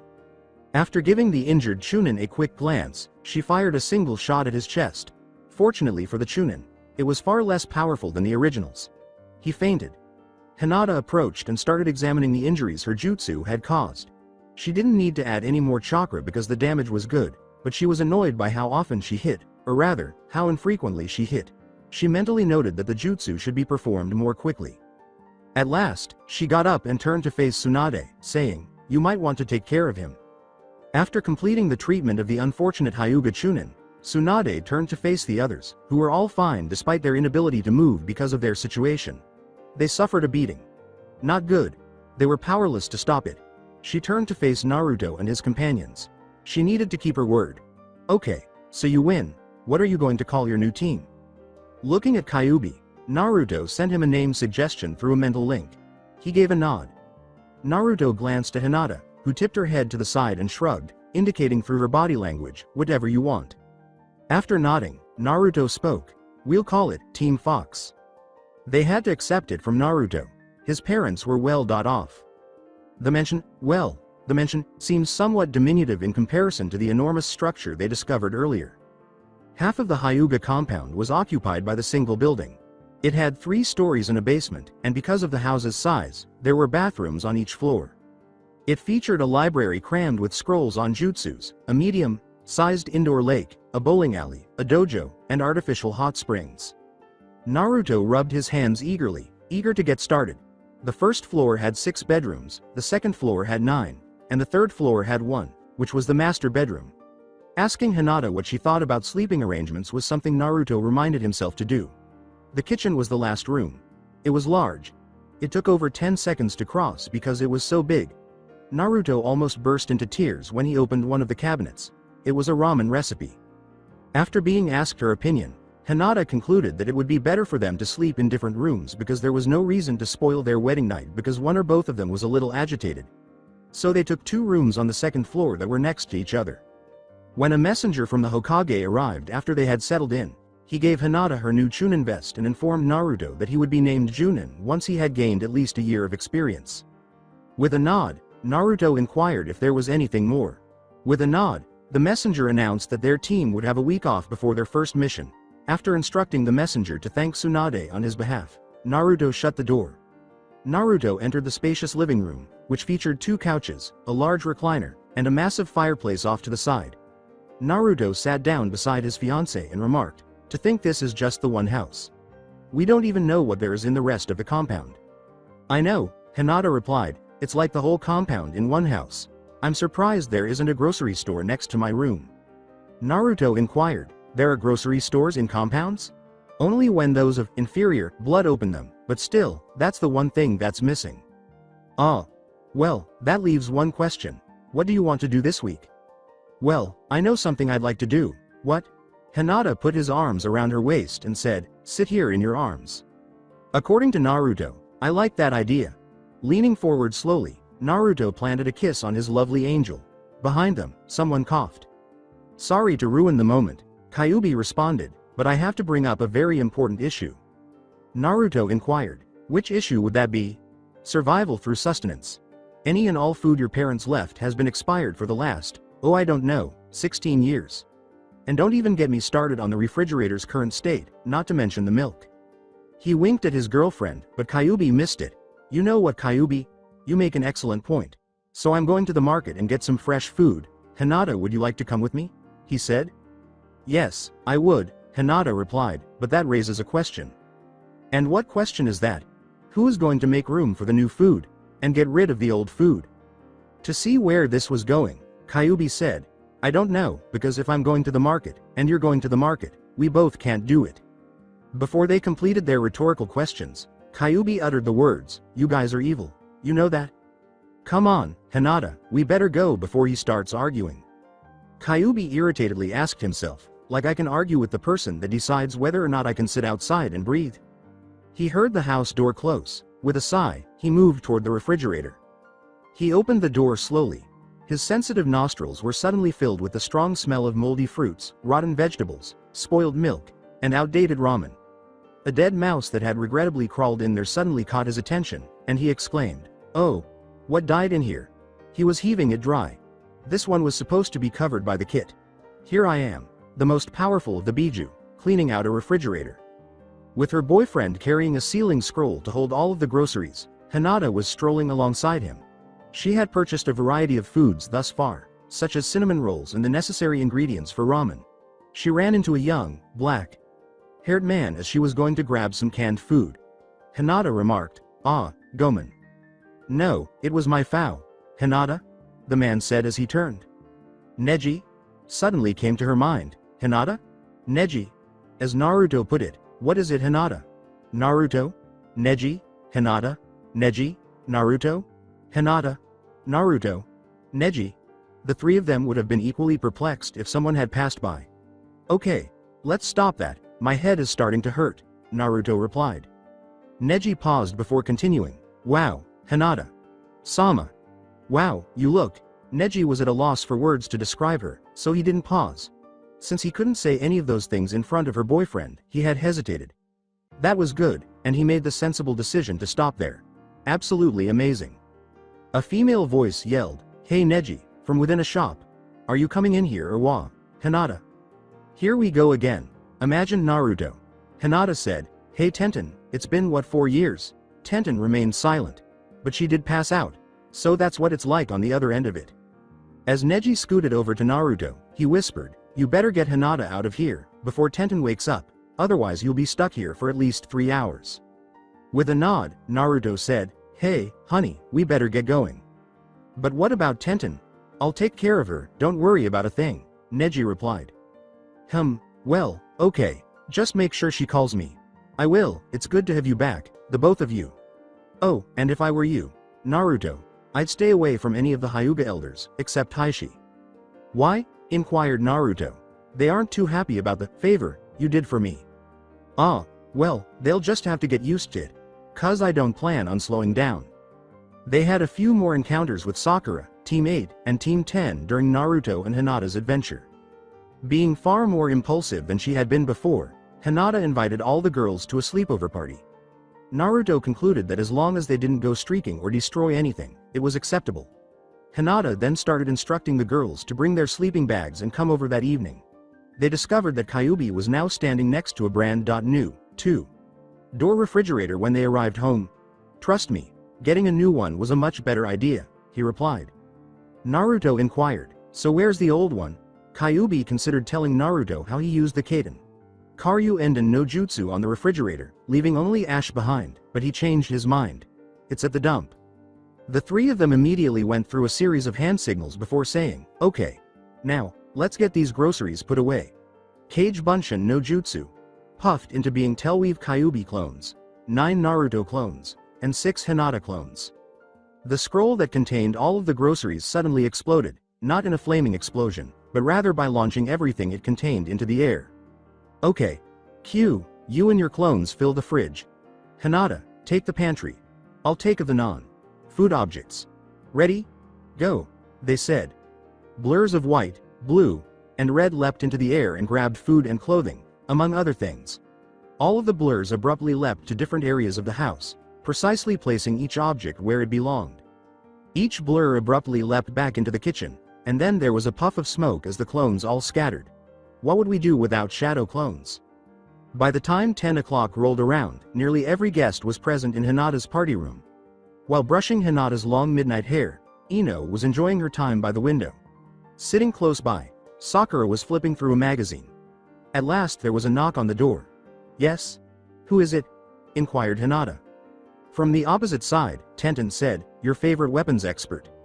Then Ino said, come on in. Hi guys, what's going on? Not much, but things are going to start up now that you're here. Tenten entered and took a seat, saying, oh good, I didn't miss anything. Hinata said, so what should we talk about? Ino said, well, let's talk about you guys. Which guys? Ino said, you guys, you and Naruto. Yeah, I mean you were lucky, you got the Namikaze heir, that's got to be luck. Sakura added, not to mention he's hotter than Sasuke. As though she had committed blasphemy, Ino gazed at her. Well, he is. I've been with Sasuke for the last 4 years, Naruto's hotter. Who is it? Hinata asked when there was a knock on the door. Behind the door, a female voice said, here's a hint, I have 2 tails, I'm a fox. And my name is Taratika. I'm not good at making names like those. The door slid open, revealing a waist high fox wearing a stunning kimono. Okay, come on in. So why are you here?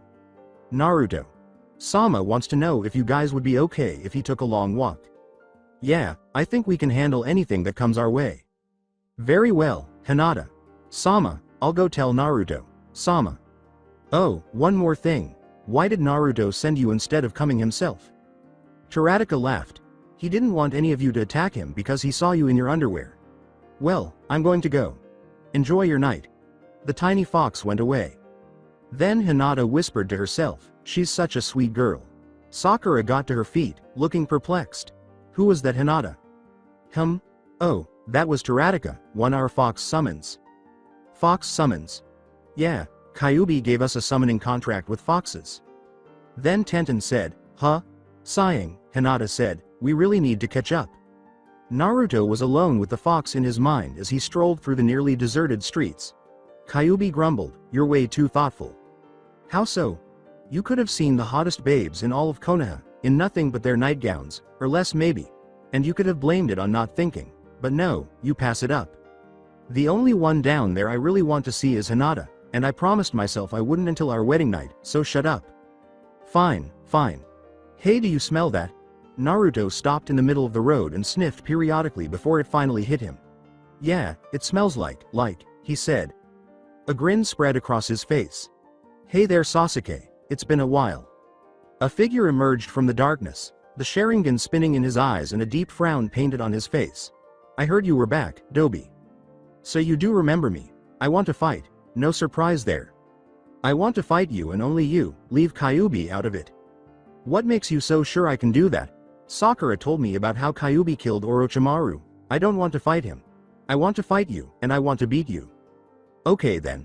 Kyuubi disappeared from view as Naruto went over the hand signals for the upgraded servant's freedom no jutsu, freedom of a trusted servant no jutsu. He then turned to return to the Namikaze mansion. Well, what are you waiting for? Sasuke didn't require further prodding. The blonde boy stood motionless as he charged. He was nearly above him. He ducked. The Sharingan was the only reason Sasuke saw him. While standing behind the Uchiha, Naruto remarked, oh, so close, why don't you try again? Sasuke made another attempt, this time extending his arms in preparation for a tackle. Naruto remained motionless for the briefest moment before vanishing over Sasuke's head. Man, you just don't seem to get it, you're supposed to hit me. Pulling out a kunai, Sasuke said, shut up, careful, don't poke your eye out. Sasuke shouted, shut up, and hurled the kunai directly at Naruto's face. In response, Naruto used his teeth to grab the flying object. Naruto then flipped it with his tongue before using his mouth to launch it at the Uchiha. Sasuke discovered that it could hurt if he didn't avoid it because it came at him surprisingly quickly. So that's it? Naruto responded, I thought for sure you could do better. Something warm crept up on Sasuke's neck. He pushed it down. Sasuke knelt down and gripped his wrist, saying, no, not yet, wait for it. Shindori. As his palm started to hold an enormous amount of chakra, Naruto remarked, so Kakashi taught you that, did he? Normally I'd think you were getting special attention. Oh, wait, you were. Shindori rushed forward as Sasuke charged, but he was caught off guard by the blonde's next move. Rasengan. Naruto pushed the whirling ball straight into the lightning ball. The moment the two jutsus touched, Sasuke took off. After slowly standing up again, Sasuke turned to face his opponent, anticipating the backquote. Blonde is also getting better. He was not prepared for reality. With a smile on his face, Naruto stood there, unmoving. Then something occurred that Sasuke was certain was merely a rumor. Naruto vanished. There was no way Sasuke could defeat an invisible foe, so he searched everywhere for the blonde. How accurate he was. Abruptly, Sasuke shot forward. Oh! And he fell into a pile of garbage. When Naruto reappeared, he said, "Now you see that's how you do it." Once more, the warmth spread, and Sasuke allowed it to. He sensed the additional chakra being added to his reserves as the power gradually overtook him. He was slowly covered in black flame marks that turned his entire body black before two enormous hands pushed their way out of his back and said, "Here's something I saved just for you, Naruto." Sasuke had awakened the second level of his curse mark. Looking at the new Sasuke with the wings, Naruto remarked, "You look as ugly as a modern art masterpiece." As his Chindori began, Sasuke exclaimed, "It doesn't matter, because you are going to die." A dark, colored chakra then flared, giving it a strong, malevolent appearance. Sasuke lunged at Chindori, the boy. Then something took place. Despite his sidestep, Naruto extended his hand. Naruto's open hand caught Sasuke's wrist as it flew to where he was just a moment before. Sasuke felt his own Chindori being pushed onto his shoulder, but more significantly, his seal, as he was abruptly turned upside down. His marks retreated into the seal as the power gradually faded. Then Naruto's hand began to glow red as he raised it, and then he touched the seal. Sasuke Uchiha, from this day forward, I, Naruto Namikaze, will cripple your hatred. Suddenly, Sasuke was overcome with memories of everything he had done, including the times he had been haughty, conceited, and cold, as well as the times he had disregarded every single girl. Everything he had ever said or done, every hurtful remark. Sasuke was suddenly in a spotlight, surrounded by darkness, with a young man and an elderly man standing in front of him. Leaning on an ebony cane, the elderly man stood with his long white beard nearly hidden by his long white hair. There were numerous deep wrinkles on his face where 1,000 smiles had once been. In addition to needing a medic nin and a shave, the young man had thousands of cuts on his body and a torn shirt. Then he realized that he was both of these men. Wow. The elderly man raised his hand. "I am the Sasuke that could be. I am the Sasuke that will be, if you keep living like you are," said the man in dire need of a razor, frowning. Sasuke turned to see Naruto and his future counterpart, the Rokudame Hokage, when a voice behind him said, "One dies a grandfather of 30, the other dies alone, in a ditch, at the age of 17. Naruto vanished, leaving his Hokage counterpart behind. One fights to protect those who are precious to him. The other fights with hatred for his brother. I'll let you choose which future you want, and then he will tell you what he fights for. Choose wisely, dear boy. One fate can change another, and then another. I will not say to give up on your ambition, but do not let it ruin your life. It is too much of a precious thing to waste." Naruto, who was older, said softly as he gazed at the present-day Sasuke. Sasuke glanced at his peers. The older one's eyes were kinder and more understanding, while the younger ones were wild. With confidence, Sasuke asked them, "You, the older one, who do you fight for?" He reasoned that fighting for someone else would only make his chances of dying higher. But he was really taken aback by what he said. "I fight to protect those whom I find precious." Hatred was not the same kind of motivation like protecting those precious to me was. Asking his other self, "What about you?" "I used hatred. I killed Itachi. It may have killed me, but I did it. I won. I did it. Ha ha ha ha ha." Sasuke gave the younger one a crazy look. Then he realized, he is crazy. Sasuke was suddenly back on the street, with Naruto standing there with a questioning expression on his face and the curse mark floating in his open hand. "So have you decided?" "I think I have, and I think Itachi can wait." As the curse crumbled to dust, Naruto remarked, "Well then, I'm glad to meet the new Sasuke." They had 5 days off, and it was the morning of the 5th. While Hinata used the indoor lake's waters for training, Naruto was having fun. She exclaimed, "Shield of water no jutsu," as a water dome encircled her. A shuriken was thrown at her by a shadow clone in the vicinity. After hitting the water, it gradually started to sink to Hinata's feet. Hinata shouted, "Mizu Bunshin no jutsu." A water clone then developed from the dome. The shadow clone began to defend herself against the original and the water clone as they both charged it. After the water clone was destroyed by the shadow clone, leaving only a puddle behind, Hinata did 3 cartwheels backwards, which gave her enough room to start another jutsu. As she started another jutsu, her hands performed the previously practiced hand signs. Blade of water no jutsu. Hinata hit the shadow clone with a water arc. After leaping over the arc, the clone produced a kunai. The shadow clone exclaimed, encasing Ice Boots no jutsu, as she was abruptly pinned to the ground by the Ice Boots. With the words, disintegrating water bullet no jutsu, Hinata started her second original jutsu. A stream of water poured out of the lake and rushed in the direction of the shadow clone. The torso of the clone would have been torn to pieces if it had been a real person. As he entered the artificial shore, Naruto remarked, "You know, you really should learn some non-water-based ninjutsus." Hinata asked, adjusting her one-piece bathing suit, "And why is that? What on earth would you do if there wasn't a lake nearby?" "I don't know, bring water with me, maybe?"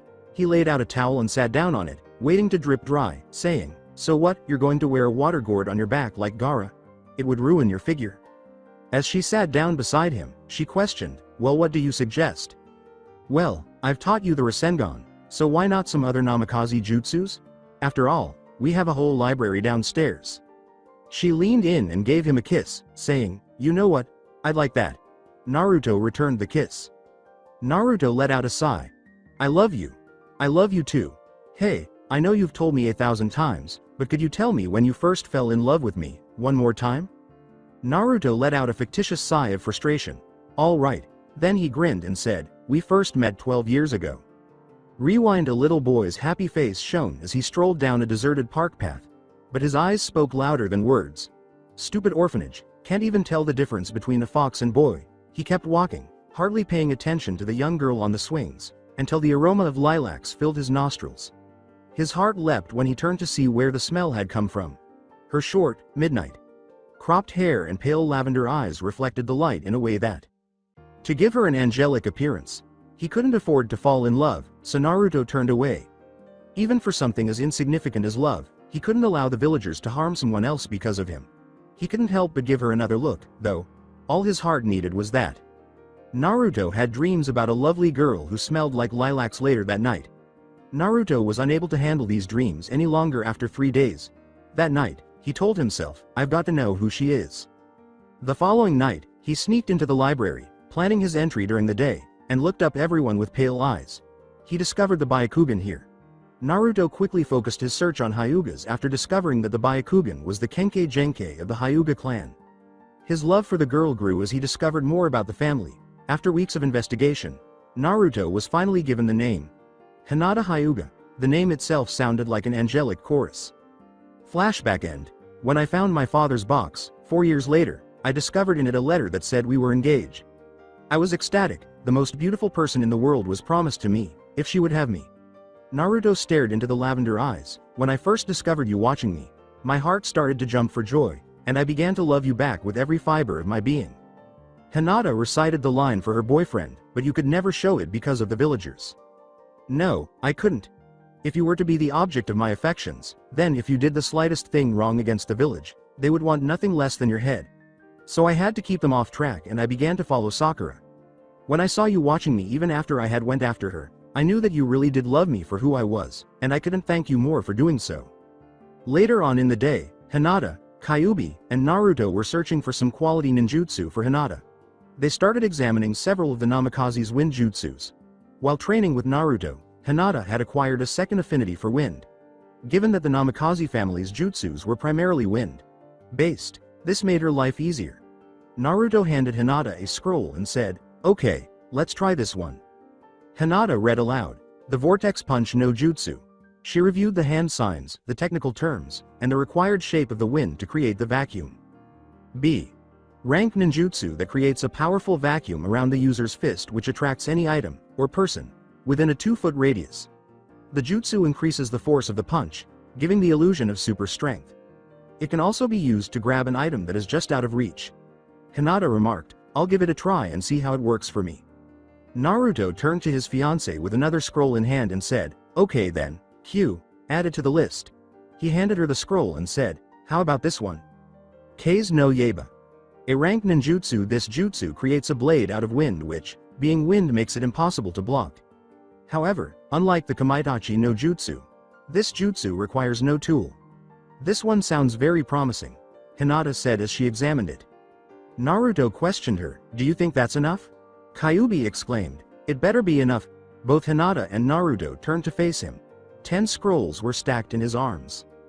Hinata told him, "Yeah, I think it's enough. Good, I'll see you tomorrow. I'm going to bed." Hinata gave him an expression of bewilderment. In response, Naruto merely gestured toward the clock he had placed in the space. 10 p.m. appeared on its face. She asked herself, already? Hinata diligently trained with her new jutsus for the next 2 days. By the end of the second day, she had made the decision to retain 4 of them. The Great Whirlwind of Kunai, its more potent sister jutsu, the Vortex Punch, the Kei's no Yaiba, and the Whirlwind of Kunai. The Hokage then summoned them to her office. With the Fox Blade by Naruto's side and kunai holders brimming with weapons, Kyuubi, Hinata, and Naruto all wore their ninja attire. She gave them a half scowl as they walked into her office. After a minute of silence, Tsunade started. "You may have won our bet, but you're still going to have to prove yourself as a team before you even think about getting a mission on yourself." Naruto went back to the face behind his mask. How on earth are we supposed to do anything when we can't even reach our full potential? Hinata told her boyfriend, "Calm down, Naruto. She probably has a good reason for holding us back." Sarutobi gave a small thanks to the heavens for sparing him from this headache, while Tsunade sighed. Fortunately, the third teammate took over. "Shut up. The both of you, geez, you're like a couple of kids. She's testing our abilities as a team, how we work together as a team and how we work with other teams." The two teammates exchanged glances before turning to face the defending Hokage, who merely nodded. Tsunade told Kyuubi, "It seems that you are the team's brains." Smiling, Kyuubi answered, "I like to think so anyway." Naruto decided to accept the suggestion and asked, "Okay, so who are we paired with?" "You're going with Team 8 on a C-rank reconnaissance mission." "Okay, so where are they?" "They'll be here shortly." "Then would you mind if we disappeared for a sec?" asked Naruto, beaming broadly. Kiba entered the office of the Hokage. He listened listlessly to the Sannin, scarcely there. Then his attention was drawn to something. "Your team will be paired with the newly formed Team Fox, who have disappeared for a second but will be back shortly." The office was filled with smoke as soon as she finished speaking. After hearing a howl in the distance, a six-tailed fox the size of a horse suddenly materialized. Everyone in the room was almost deafened by his roar.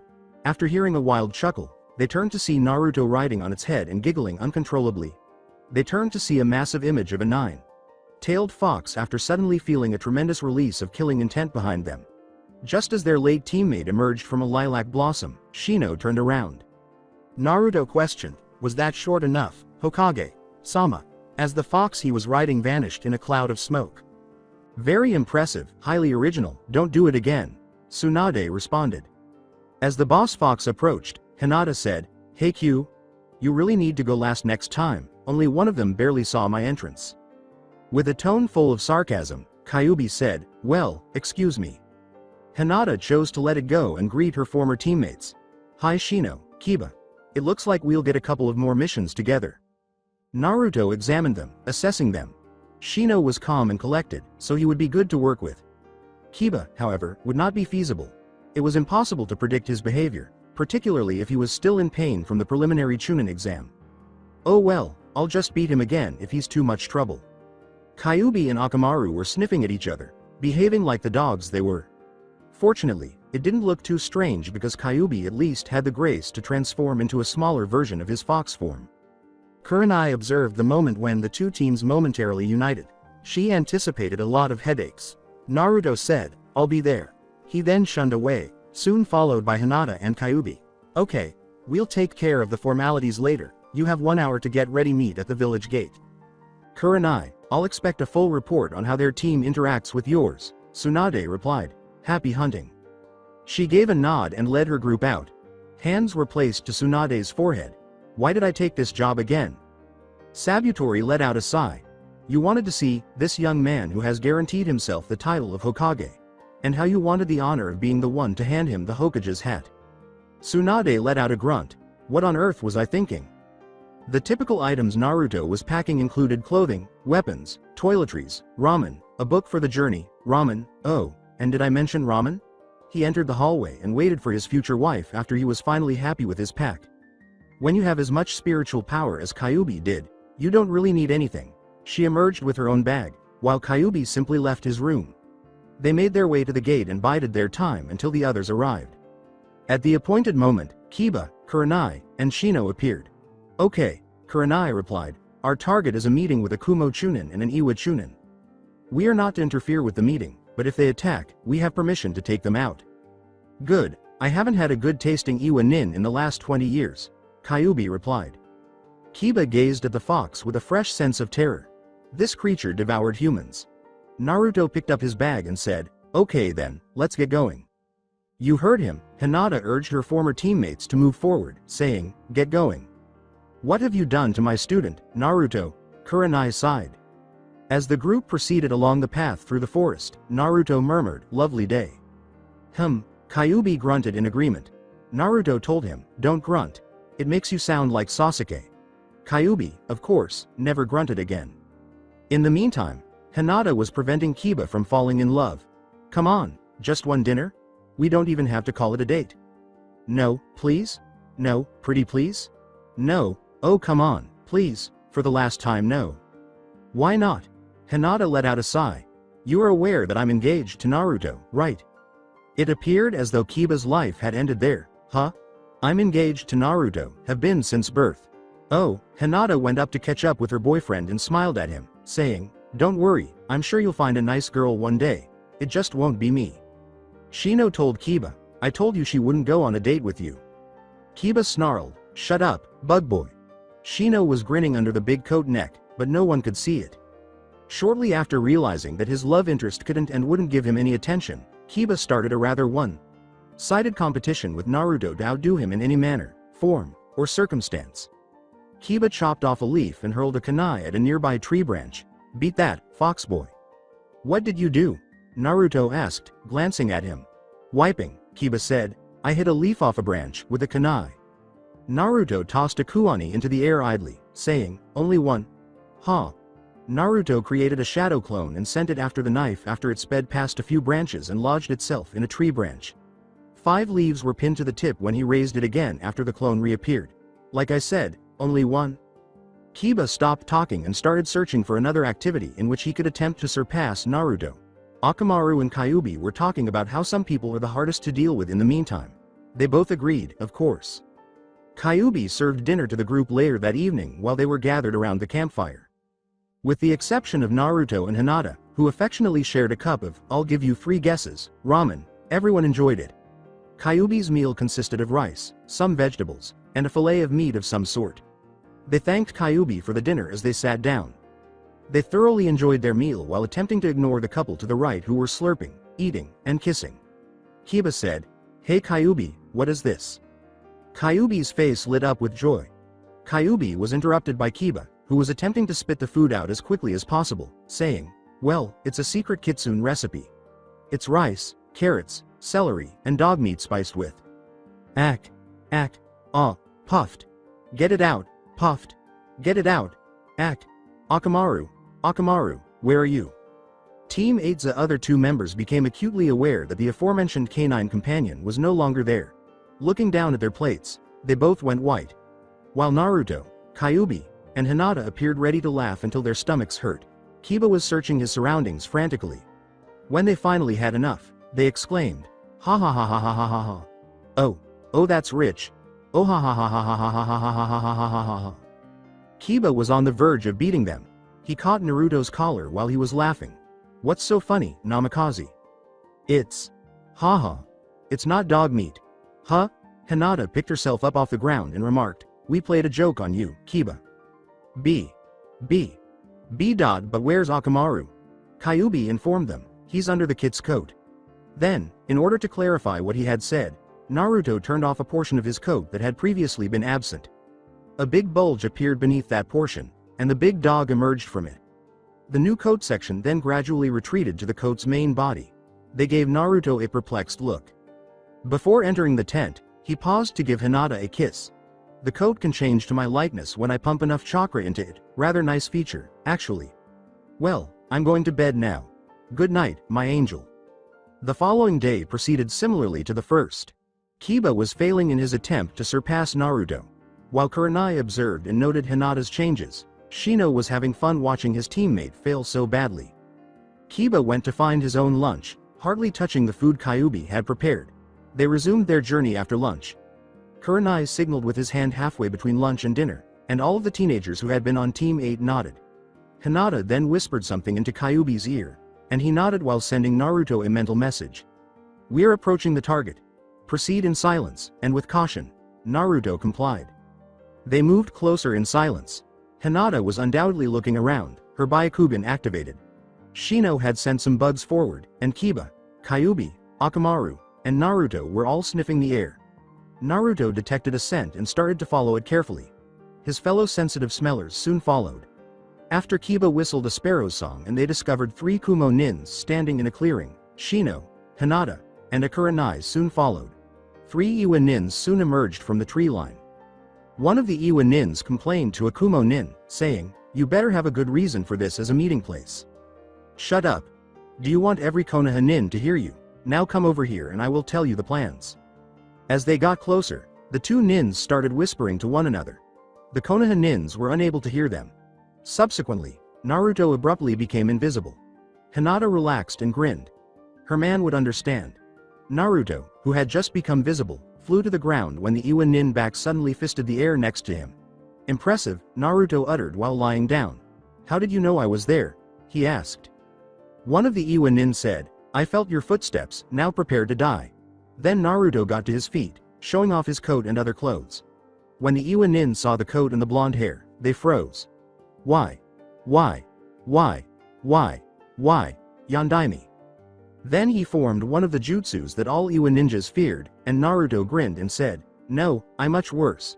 Before his chest turned to dust, the Iwa Chunin had a moment to consider the words. Rasengan. "Now, who's next?" inquired Naruto. The Iwa ninjas fled, but a 7-tailed fox brandishing a massive sword stopped them. They screamed as their final action. The Iwa nins' heads were carried by the fox as it returned to the clearing. Cloud grunted, "Thank you, Cloud. Cloud is owned by Square Enix, not me," and vanished in a cloud of smoke. The Kumo Chunin barged in as Naruto turned to face the Kumo ninjas. "Now, one of you gets to live. The other 2 will die a horrible, painful death. If you answer my questions to my liking, I may change my mind." Only to find themselves in 2-foot restraints made of rock. "Okay, you'll be a good candidate. What is your rank?" After giving him a fierce look, the Kumo nin started making hand signals. Naruto knocked him out with a lightning chakra bolt before he could finish. Naruto turned his attention to the other 2 Kumo ninjas. "So nobody's going to talk? I guess I'll just have to kill you after the integration specialist has had his way." The 2 Kumo ninjas were knocked unconscious, and their last vision was of a frightening man approaching them and a puff of smoke. Upside down was the most uncomfortable position for the 3 Kumo nins to wake up in. With a shadow clone in tow, Naruto approached them. "So you've returned to the land of the living, how unfortunate for you." The shadow clone said, gesturing to his actual self, "Since you guys woke up early, I guess I'll have to introduce you to the replacement interrogation specialist." The clone scattered, and Naruto smiled savagely. "And here he is." While eating and listening to the bone chilling screams of the Kumo nins, Team 8 and Kyuubi sat around the campfire. Another scream rang through the forest, and Kiba shuddered. "Geez, what on earth is he doing to them?" Hinata listened to her teammate's question while sipping a tiny cup of tea. The Namakazes were excellent interrogation specialists. Naruto is simply reviving his clan's ideas, and as soon as I'm married to him, he'll be reviving the clan physically. A further scream. In fact, I remember one time where he created his own technique for torture. Kiba inquired, "What happened?" "Well, first let me begin by telling you that Naruto developed a new taijutsu, the Kyuubiken. Kyuubiken is like the Juken with Goken mixed together, so you have powerful Goken punches combined with the Juken chakra injection technique. Now that you know the history, it's time for the story. We were in the Forest of Death during our 4-year training mission and some idiot genin came at us looking for the scrolls Anko gave us. One of them had the nerve to hit on me." Hinata chuckled at the recollection. Naruto was so mad, he used a Kyuubiken strike to the guy's goods, and, if I believe correctly, there was so much chakra pumped into that attack they exploded. "What exploded?" Kiba asked, blinking, unsure if he had heard correctly. A very high-pitched scream reverberated among the trees, his family jewels. "Kiba, if I were you, I thank heaven for being my teammate, anything less and, well, let's just say your love. Life would have been very boring." Kiba accepted her offer. A bloodied Kumo nin exclaimed, all right, I'll talk, Please, please, no more. One of his teammates, who had just lost the ability to speak, nodded and mouthed the word. Please. The third just rolled on the ground, whimpering and clinging to backquote, because the pain was too great to think about. The location of a crucial component of his anatomy. After glancing at them, Naruto said, "Okay, see you in the morning." A lightning bolt struck each of them, knocking them out. Kyuubi, heal them enough so they stop bleeding, Naruto said as he returned to the camp.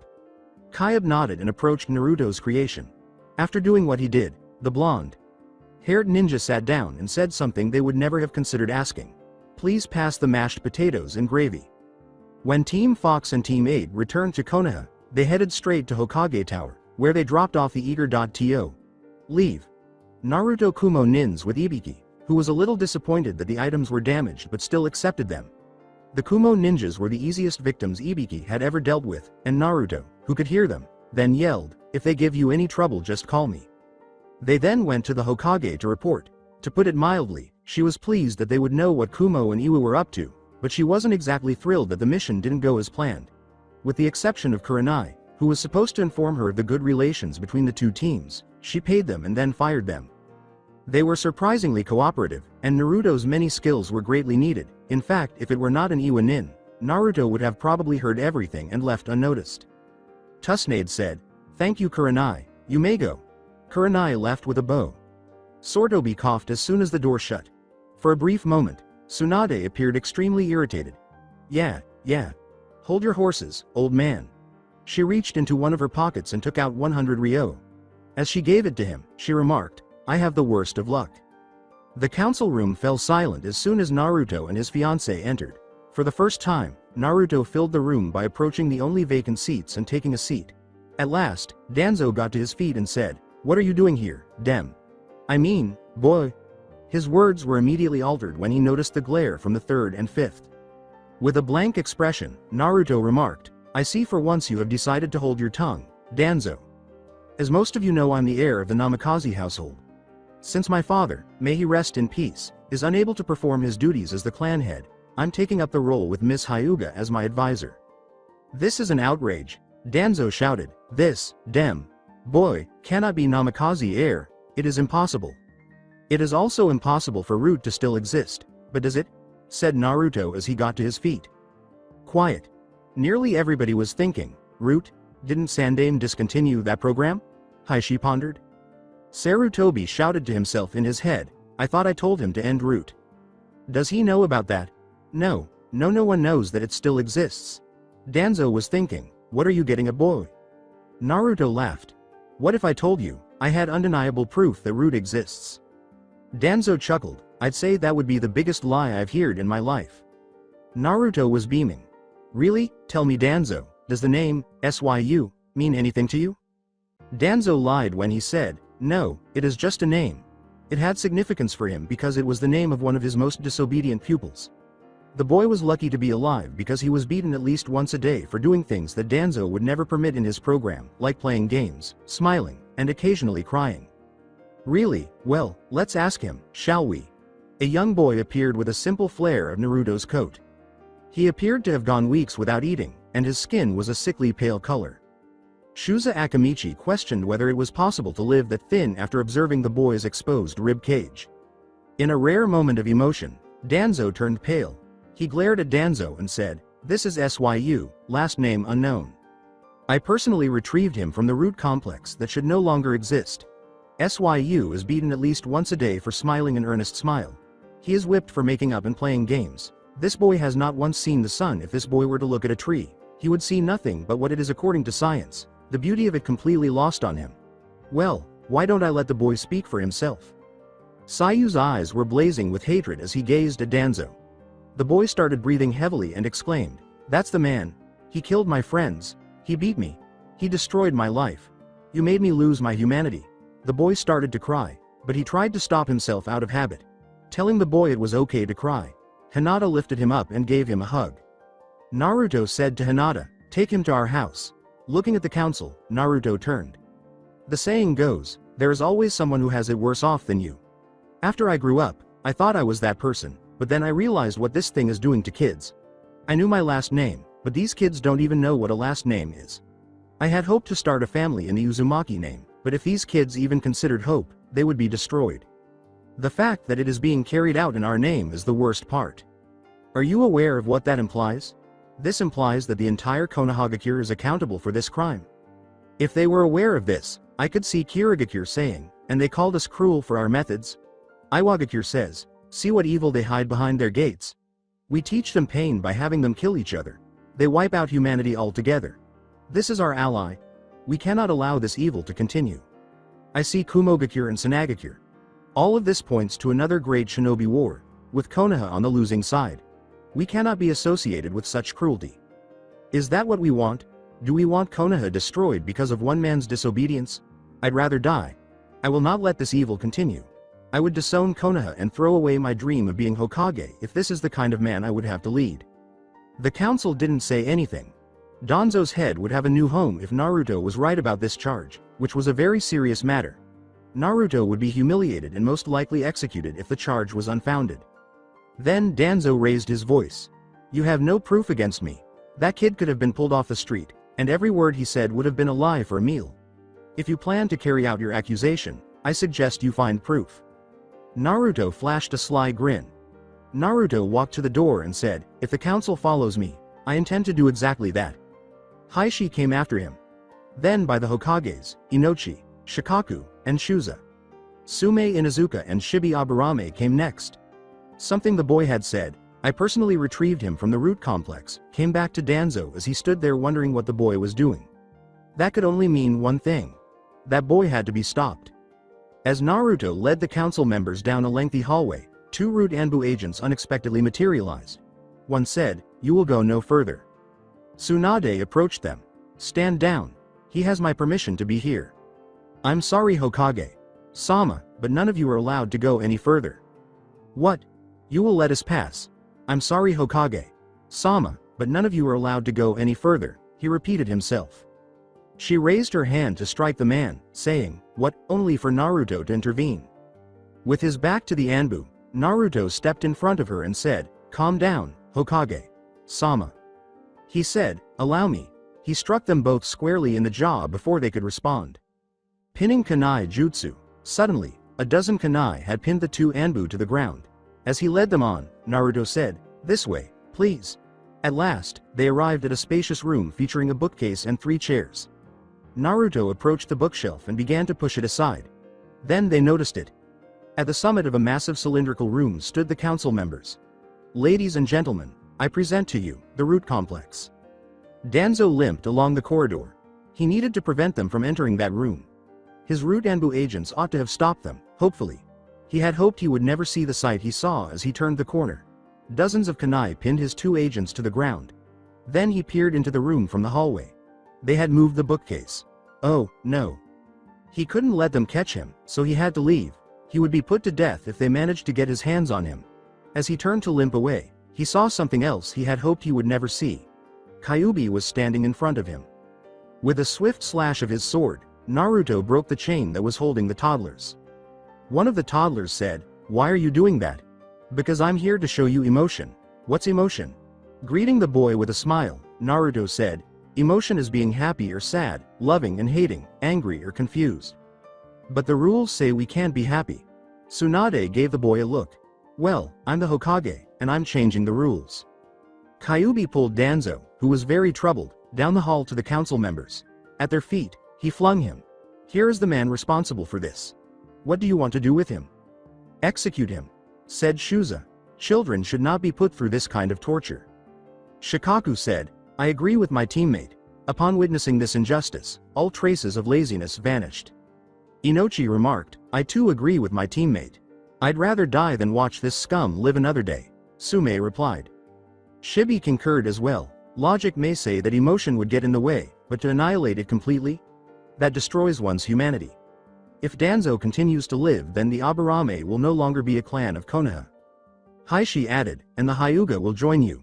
Naruto was handed over by the council. Naruto declared, I cannot let him live. I cannot be cage of a village that gives people like you life. Tsunade said, so be it. The council members exchanged glances as they considered who would be the one to decapitate Danzo. Danzo, at the earliest possible moment, you will be beheaded. Which one of you would like the honors? A new voice said, I would. The council members looked around to see who had raised their voice. It was a scrawny boy who shared Sayu's sickly pale complexion. He was dressed in black, his hair was black, and he held a scroll and brush. Danzo gave him a look. Sai? Inquired Danzo. Yes, Danzo, I want to be the one to cut your head off. You ruined my chance to be human. I may never get that back, but if I can stop you from doing this to any other child, then it will be for the good of the village. Naruto said, sounds good to me. The council's other members swiftly concurred. Whenever you are ready, Tsunade said, turning to face Sai. After nodding and unrolling the scroll, Sai used his ink brush to draw a sword and said, Ink Sword Jutsu. The sword leapt from the paper to his hands, and Danzo started to wriggle, but the Bone Breaker Jutsu stopped him. Sai raised the sword high above his head and brought it down. Gazing at the corpse, Naruto remarked, what a first day. After returning home to his fiancée in SYU, who had naturally stopped crying, Naruto rushed to thank him and gave him a tight hug around the legs. Thank you so much, Naruto-san, he said. Thank you so much. He burst into happy tears. I couldn't do anything else. It wouldn't be right for me to allow Danzo to take advantage of you. Naruto, there are some people who want to see you, Kyuubi said as he entered. Hey SYU, Naruto said, nodding, I need to go talk to someone. After hesitatingly nodding, SYU went to the door to see Sai and several other rude refugees. Sai bowed, and the others followed suit. Namixi-san, we would like to thank you for your service to us and repay you, SYU said. Can we be of any assistance to you? Anything at all? There was a faint flicker of emotion in each of their eyes as Naruto gazed at them. Ask yourselves what you would do instead of asking me. What do you want most from backquote? Life. Look for it if it's emotion. Create a family if there isn't one. It was a small laugh, but it was there, like the emotion in their eyes. If it is to become the greatest Hokage, then get in line. However, if you want to help me in any way, take each other, help each other achieve your objectives, become something, and become a formidable force. Make sure he challenges all of you if he challenges one of you. Become something new by rising from the ashes of this disaster. Naruto-san. What are they doing here? SYU asked from inside the house. Naruto remarked, I think they should answer that. Sai glanced at Naruto, then at SYU, then at the crowd behind him, and finally he lifted SYU and put him on his shoulders. When he heard SYU laugh, Sai felt something in his heart. We've come to pick you up, SYU. The Phoenix Clan must, after all, remain united. The Phoenix Clan was born before Naruto's eyes, and everyone who supported Sai couldn't agree more with his decision. Before the Hokage looked into her mirror, the day was calm in the Konoha village as the sun rose. Then, a blur of orange and black was seen racing toward the Namikaze mansion. Hello, Kyuubi. Sama. Kyuubi, who never slept, answered the door. Konohamaru. Kyuubi murmured, for some reason, I'm not surprised that you would do something to Hokage. Sama. You heard that, huh? Konohamaru asked, glancing down at his feet. Everyone heard that, kid. That's what woke up the kids. Okay, yeah, that's the reason why I'm here actually. Suddenly, from down the street, came the sound of wood breaking and pavement cracking. Konohamaru. Let me guess, you signed your name. Konohamaru smiled weakly as Kyuubi looked down at the boy who had gone pale. You do know what will happen to Naruto if Tsunade finds you here?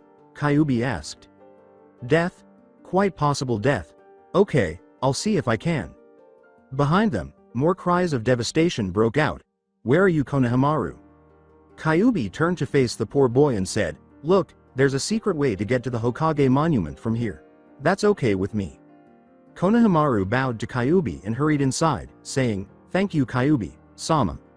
Where is he?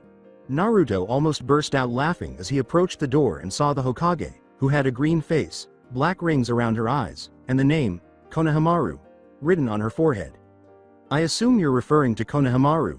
I have no idea. Stop talking. He's where? Which do you want me to respond to first? I truly don't know, Tsunade said, giving him a fierce look. He is your apprentice. You ought to be held accountable.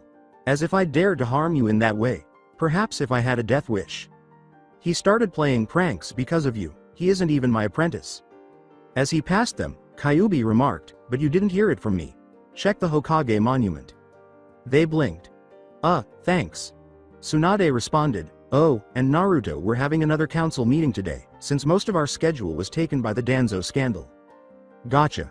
Naruto let out a sigh. Oh, and Sai Fenikusu, Phoenix, will be there.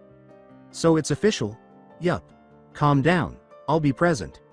Still wearing her nightgown, Hinata yawned as she entered the hallway, asking, what was that all about? I'm not really sure, but we have a council meeting today. Okay. I'll go eat before I get ready. All right, see you over there? Hinata replied, yeah, I'll be there. When Naruto and Hinata returned from the meeting, they were utterly bored. Hinata lamented, I feel sorry for anyone who ever had to attend those meetings. I know, during Tsunade's speech about Konoha's academy developments I could start to feel my brains melt. A voice said, I would have thought they melted long ago. When the two turned, they saw a man wearing a black cloak with red clouds carved on it, and a blue man wearing the same cloak standing next to him. Itachi. Naruto recognized him. I take it that you are Naruto Namikaze? There's not much to see, the blue man remarked. Itachi had said, shut up, Kisame. Kisame? Who in the Akatsuki had to be paired with the walking sushi roll, I wondered. Itachi nearly grinned. You're going to die for that one, Namikaze, Kisame said, nearly killing him. Ignoring him, Naruto started scanning the area. Hinata, are you able to locate him? After turning on her Byakugan, Hinata looked around the house for the 9 tails, saying, he in the basement. Who were they talking about? Itachi and Kisame appeared a little perplexed. Oh, well, it didn't matter. Anything less than the Hokage herself wouldn't stop them. But what bumped into Kisame was more than a Hokage. The boom is about to happen. Kyuubi cried as he launched himself into the Sharkman. Kisame went flying to the opposite wall, but before he could reach it he was met by Naruto's fist. Man, I've always wanted to say that. Wide-eyed, Itachi exclaimed, Kyuubi, you're free? Without glancing at him, Kyuubi leapt to the others and said, as free as a trusted servant. Itachi gazed at them and said, Naruto, you are impressive. You've managed to release Kyuubi. Naruto grinned and said, well, genius is as genius does. I completely agree with you, especially since I was one of those geniuses. Genius this, said Hinata, stepping forward. Hey, Rokuhuion Sho Shugohaki. A Naruto shadow clone kicked Itachi's head, and Itachi swiftly stabbed the clone with a hidden kunai. Itachi thanked his blood in silence for providing him with the Sharingan, saying that without it, he would have been defiantly impaled by the thousands and thousands of chakra beams that came at him. Unfortunately, it lacks the Byakugan's 360-degree vision. Regretfully, he had to turn around once more. Naruto moved quickly, and Itachi turned just in time to see a Rasengan fly toward his head. He ducked, but not quickly enough to save his ponytail. Hey! Growing that took me ages, Naruto grinned and said, well, it took me a second to cut it. Well, try this on for size, Itachi snarled. Greetings, Sharingan. Salutations. Naruto swiftly withdrew a scroll as the black flames erupted from Itachi's mouth. Fukahoin. A thick smoke quickly enveloped the flames. Then the smoke receded back into the scroll and the kanji seal appeared and glowed a faint red. Sweet. That was successful. I must meet this guy from Jiraiya. Itachi snarled once more. How about this? Tsukuyomi. Itachi and Naruto were immediately drawn into a dark world and sucked out of reality. Nothing was visible when Naruto turned to face Itachi. So, how's Sasuke been? Did he ask? Well, it's hard to say, Naruto said, but I believe that I'm reaching him. Itachi remarked, that's good. What's going on in the Akatsuki? He sighed, it could be worse, they could have paired me with this idiot named Toby. The two enemies stood in awkward silence for a moment. So, how will we accomplish this? What? Yes, exactly. Technically speaking, you could punch me out of the jutsu. It's only a theory, though. Or I could hope your girlfriend lets me live while I torment you for 3 days. I think it'd be best if I punched you. Itachi prepared himself for the blow and nodded, saying, sounds good. Naruto punched him ferociously. Itachi flew backwards and struck the wall. He stumbled to his feet, letting blood trickle down his lip. He detested how much chakra that jutsu consumed. Naruto also stood up, his arm wrapped around his stomach as if in pain, thinking that now would be a good time to back off. You have proven yourself, Naruto. Itachi turned and started to leave, pausing for a moment before saying, do what you will with my partner. Then he vanished. While Kyuubi went to fetch Anbu, Naruto used the Bonebreaker Jutsu to pin the unconscious Kisame to the ground. He then pretended to be in pain for 6 minutes, then pretended to be strong for another 6 minutes while the Hokage asked him what had happened, and he replied, "It's nothing, really. You expect me to think you survived the encounter? The Tsukuyomi is one of the most deadly genjutsus in the world. You will now be bedridden for a week. You get it?" With a defeated expression, Naruto said, "Yes, Hokage-sama. All right, I'll ask Kisame a question.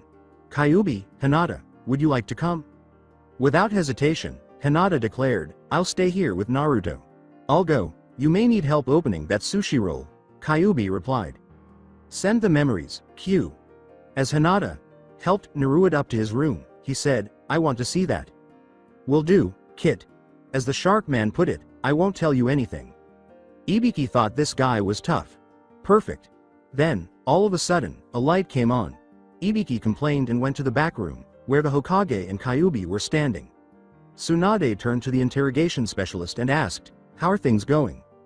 "I've used all of my scare tactics, so I was going to start torturing him." "Do you mind if I assist you?" Kyuubi inquired. "Yes, but why?" With a sadistic tone, Kyuubi remarked, "I haven't had fish in years." Ibiki muttered, "Man, that's freaky. How many times do I have to tell you, I won? Tea-talk," they said as they walked into the interrogation room, wearing large, eerie smiles. "That's fine. You don't have to talk," Kyuubi responded, "but you do have to squeal." "Who are you?" inquired Kisame. Kyuubi looked shocked and asked, "You mean you don't know?" Then he grinned and started to change. "I am your worst nightmare." Kisame was in too much shock to process what had just transpired. The following words, however, did register. "I'm hungry, and you look good enough to eat." Perhaps he learned to fear death from living with immortals, or perhaps he learned to fear cannibals from living with Zeo. Perhaps he learned to fear mass murderers from living and working with a crazy psychopath who killed his entire family. But whatever it was, Kisame was abruptly taught the true meaning of fear. The memories that Kyuubi just sent Naruto made him shudder. That fox was a sadist. Perhaps that explains why he and his father became such close friends. Naruto pretended to be in pain as Hinata massaged his neck, and he said, "Ouch." Hinata questioned her fiancé, "Are you sure you'll be okay?" "I'll be fine. That Itachi is just a pushover. As soon as you punch him once, he runs." "This guy was unbelievable," Hinata said, rolling her eyes. She did, however, love him. "So what are we going to do for the next week?" "Well, according to the Hokage's orders I have to stay in bed. Then again, I never was one for following orders. On the other hand, she'd probably come back and tie me to the bed if I ever got caught. Then again, I have almost never been caught. But on the other..." "Stop it." Hinata was about to scream. "You are going to stay in bed. I will go get some groceries and train. Once Kyuubi gets back he'll help me move the TV to your room, okay? You think of everything, don't you?" Naruto said with a simple smile. Hinata said as she turned to go to her tasks, "It would seem so." Naruto curled up and fell asleep after saying, "Yet another reason why I love you." Kisame sobbed, all right, I'll talk." Kyuubi let out a belch. "'Bout time. I was about to ask for some tartar sauce." "Please, no more. Please." Kyuubi grinned before turning to face Ibiki. In front of him, the man held a scroll with big needles of all shapes and sizes. This Kyuubi was a treasure trove of ideas, and next to it was a pad of notebook paper. The room's rear light switched on. Ibiki and Kyuubi then went back to the back room. There sat the Hokage. Will he talk? With the scariest smile on his face, Ibiki said, "Oh, he'll talk." Tsunade nearly shied away from the room. She ventured a look and instantly regretted it. Missing both arms, she saw the poor man huddled in a corner, rocking back and forth. That wasn't too bad in and of itself. One of those arms was on a spit over a fire, which was bad. The fate of the other arm was beyond her comprehension. Kyuubi let out another belch. He offered Tsunade a seaweed roll and said, "Oh, yeah, I forgot. Sushi gives me gas. Well, do you want some?" She appeared to be about to throw up. The week seemed to go by slowly, especially for Naruto, who was in perfect shape. "I'm telling you I'm fine now, let me do something." The Hokage said, "1 week Naruto. You're staying right there," Hinata said. "Oh come on, ask Kyuubi, he knows how healthy I am." The fox said, "Don't drag me into this. Please let me out of bed, I'll do the chores if necessary." He was bound to the bed by Hinata and a shadow clone of herself, who took some rope and tied it around him. This is unfair. They were summoned to the Hokage Tower at the end of the week, and Team Fox made a spectacular entrance. with Kyuubi making his giant entrance, complete with suffocating killer intent, Hinata appearing in the lilac blossom, and Naruto riding on the enormous fox. "I thought I told you not to do that, Aegean," Tsunade moaned. "Sorry, couldn't help myself." Naruto grinned. It was not long before the other team entered, and Naruto, who had been lounging on the six tails back, almost fell to the ground. Team 7 was in front of them. Naruto noticed something after a moment of silence. "Kakashi, I'm hurt. You've already found a replacement for me?" "Don't go too hard on him, Naruto," said Sai. "He only wants what's best for his team." With a smile, Naruto said, "Well, then I guess you're okay." "Hey, Dobi. Why are you the only one with a team?" Sasuke said with a greeting. "Why Teme?" Feeling envious, jokingly, Naruto asked. Hinata intervened. Now, Naruto, don't insult Sasuke, he has a lot of stuff to worry about that you don't have to." Naruto abruptly raised the girl of his dreams into his arms and said, "Oh, all right, but only because you said so." Hinata was extremely fortunate to have a boyfriend as caring as Naruto, but the last thought suddenly struck her as strange because she would never have used the words Naruto and caring in the same sentence. Sakura's eye watered as she wished for someone to do that to her. Coughing, the Hokage said, "Will you two accept this mission, or will you spend the entire day staring into each other's eyes?" Naruto thought about the issue. "Well, staring into her eyes all day is something I gladly do any day of week. In fact, it would take a bag tied around my head to keep me from staring." Naruto. "Oh, all right. This time you have a challenging mission. We discovered that Iwa was going to ask Kumo for plans on our walls after questioning the Kumo ninjas that Naruto had captured. This is a serious matter. There could be a massacre against Konoha if our wall is breached. However, Iwa may decide not to try it and try something else since they are aware that we have discovered the truth because they have not returned." She chose her words carefully, saying, "Visit Iwa and see how things are going. That's what I want you to do." "Are you okay with us spying on them?" Sasuke inquired. "No, this mission is more diplomatic in nature. As my representative, I want you to speak with the Tsuchikage and get an audience with him." "Ah, I see, you're sending your most powerful ninjas to him to hopefully scare him out of attacking us." "That's right, and it should be very beneficial given your father's connection to Iwa and your resemblance to him. Kyuubi and that." Kakashi remarked, "See, I knew he was good for something." "Whatever, Kakashi." Tsunade added, "Oh, one more thing. My teammate will be joining you." "That's me, Mountain Toad Sage Jiraiya." The white-haired man sitting atop a big toad caught everyone's attention. "I am the great Sannin, and author of..." He flew to the opposite wall after Tsunade backfisted him, saying, "I will have you put to death if you ever bring up the names of your dumb books in front of me." "He is a book author?" Naruto inquired.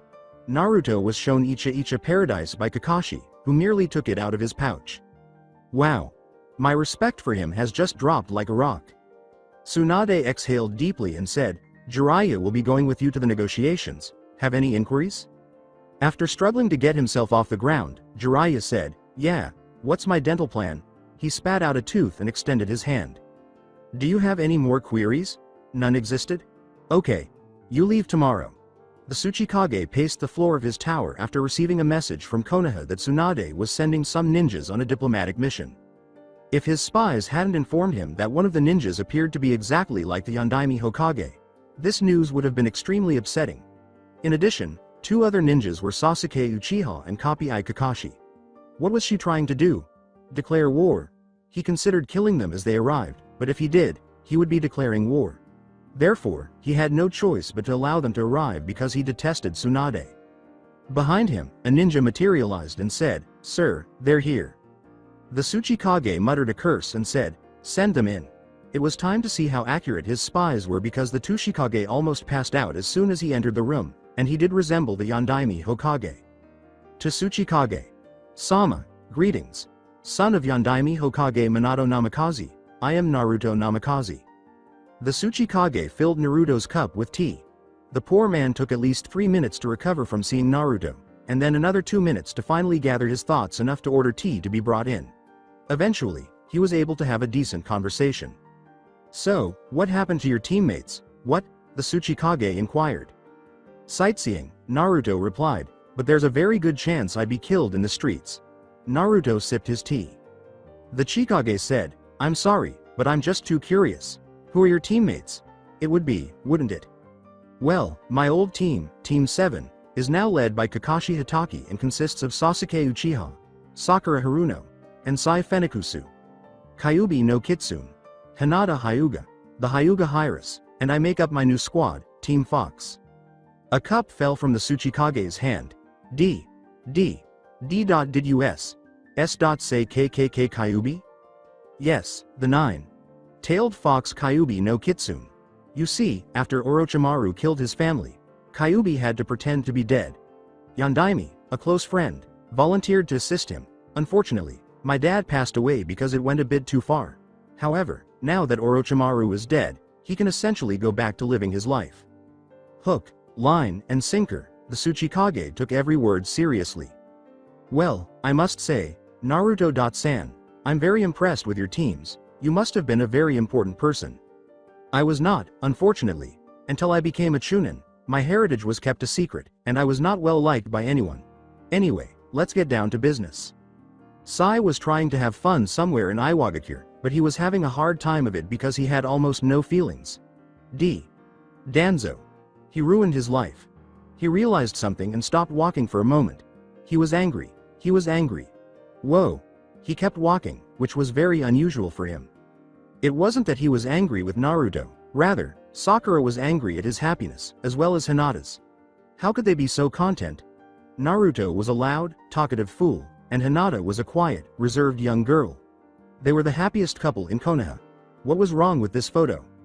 When Sasuke saw how jealous she was, he sighed and said, I shouldn't bother, but the old Sasuke would do that, and he vowed that the old Sasuke would never be seen again. Ryo, for your thoughts? The question made Sasuke jump. Did he care? Sweet, it's Naruto and Hinata.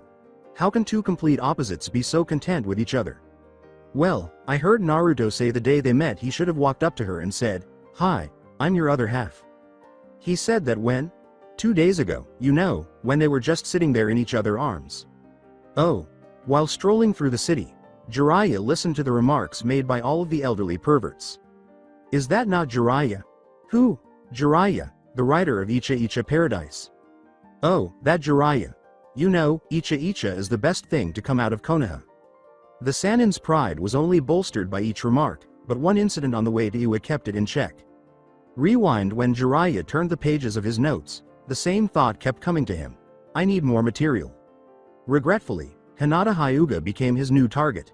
Let's just say Jiraiya made a note to never, ever make Hinata a character in his books. I would go on to recount the events, but it would be a bit too graphic for a T rating. Final flashback. His crotch remained sore. Together with Kakashi and Hinata, Kyuubi was taking in the sights, and while Kakashi was enjoying the sights, Kyuubi was telling him the story of the points of interest. He should know, he was there.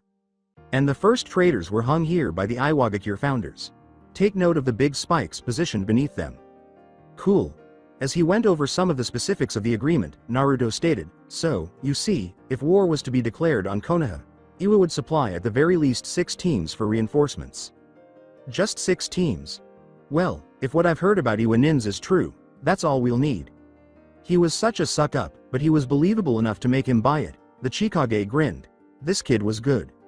And in return, Konoha will supply Iwa with any ninjas it needs if an invasion or battle is called on them. All of a sudden, the city was filled with a loud boom. What was that? Both ninjas vanished into the city without waiting for a response after Naruto and the Tsuchikage sobbed. After a few minutes of explaining the situation to the restaurant's owner and proving that they weren't there to kill everyone, Hinata, Kakashi, and Kyuubi sat down to eat some Iwa food when an explosion shook the ground below. The Konoha ninjas immediately leapt and left the waiter a tip, saying, maybe Konoha's not so bad. At the bathhouse, Jiraiya was conducting some research. These Iwa women are really gorgeous. Check out that one's hooters. She's curvier than a road, that one over there. That girl over there is. All of a sudden, there was an explosion. By the time of the explosion, which was 3.4 kilometers east, roughly in the center of the city, Jiraiya had forgotten the women in front of him and his mind had entered what he likes to call Sanin mode.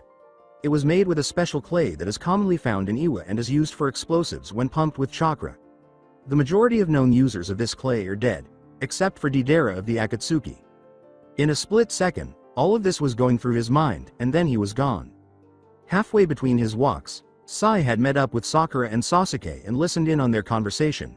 You don't think that two half pieces make a whole? Sasuke inquired. No, I believe that love is more like addition than multiplication. Two wholes make one. If only feelings like love were as easy as math, Sai sighed. Danzo was good for something when an explosion rocked. Quick, Sai cried, knowing exactly where to go because of his training. To the center of the city.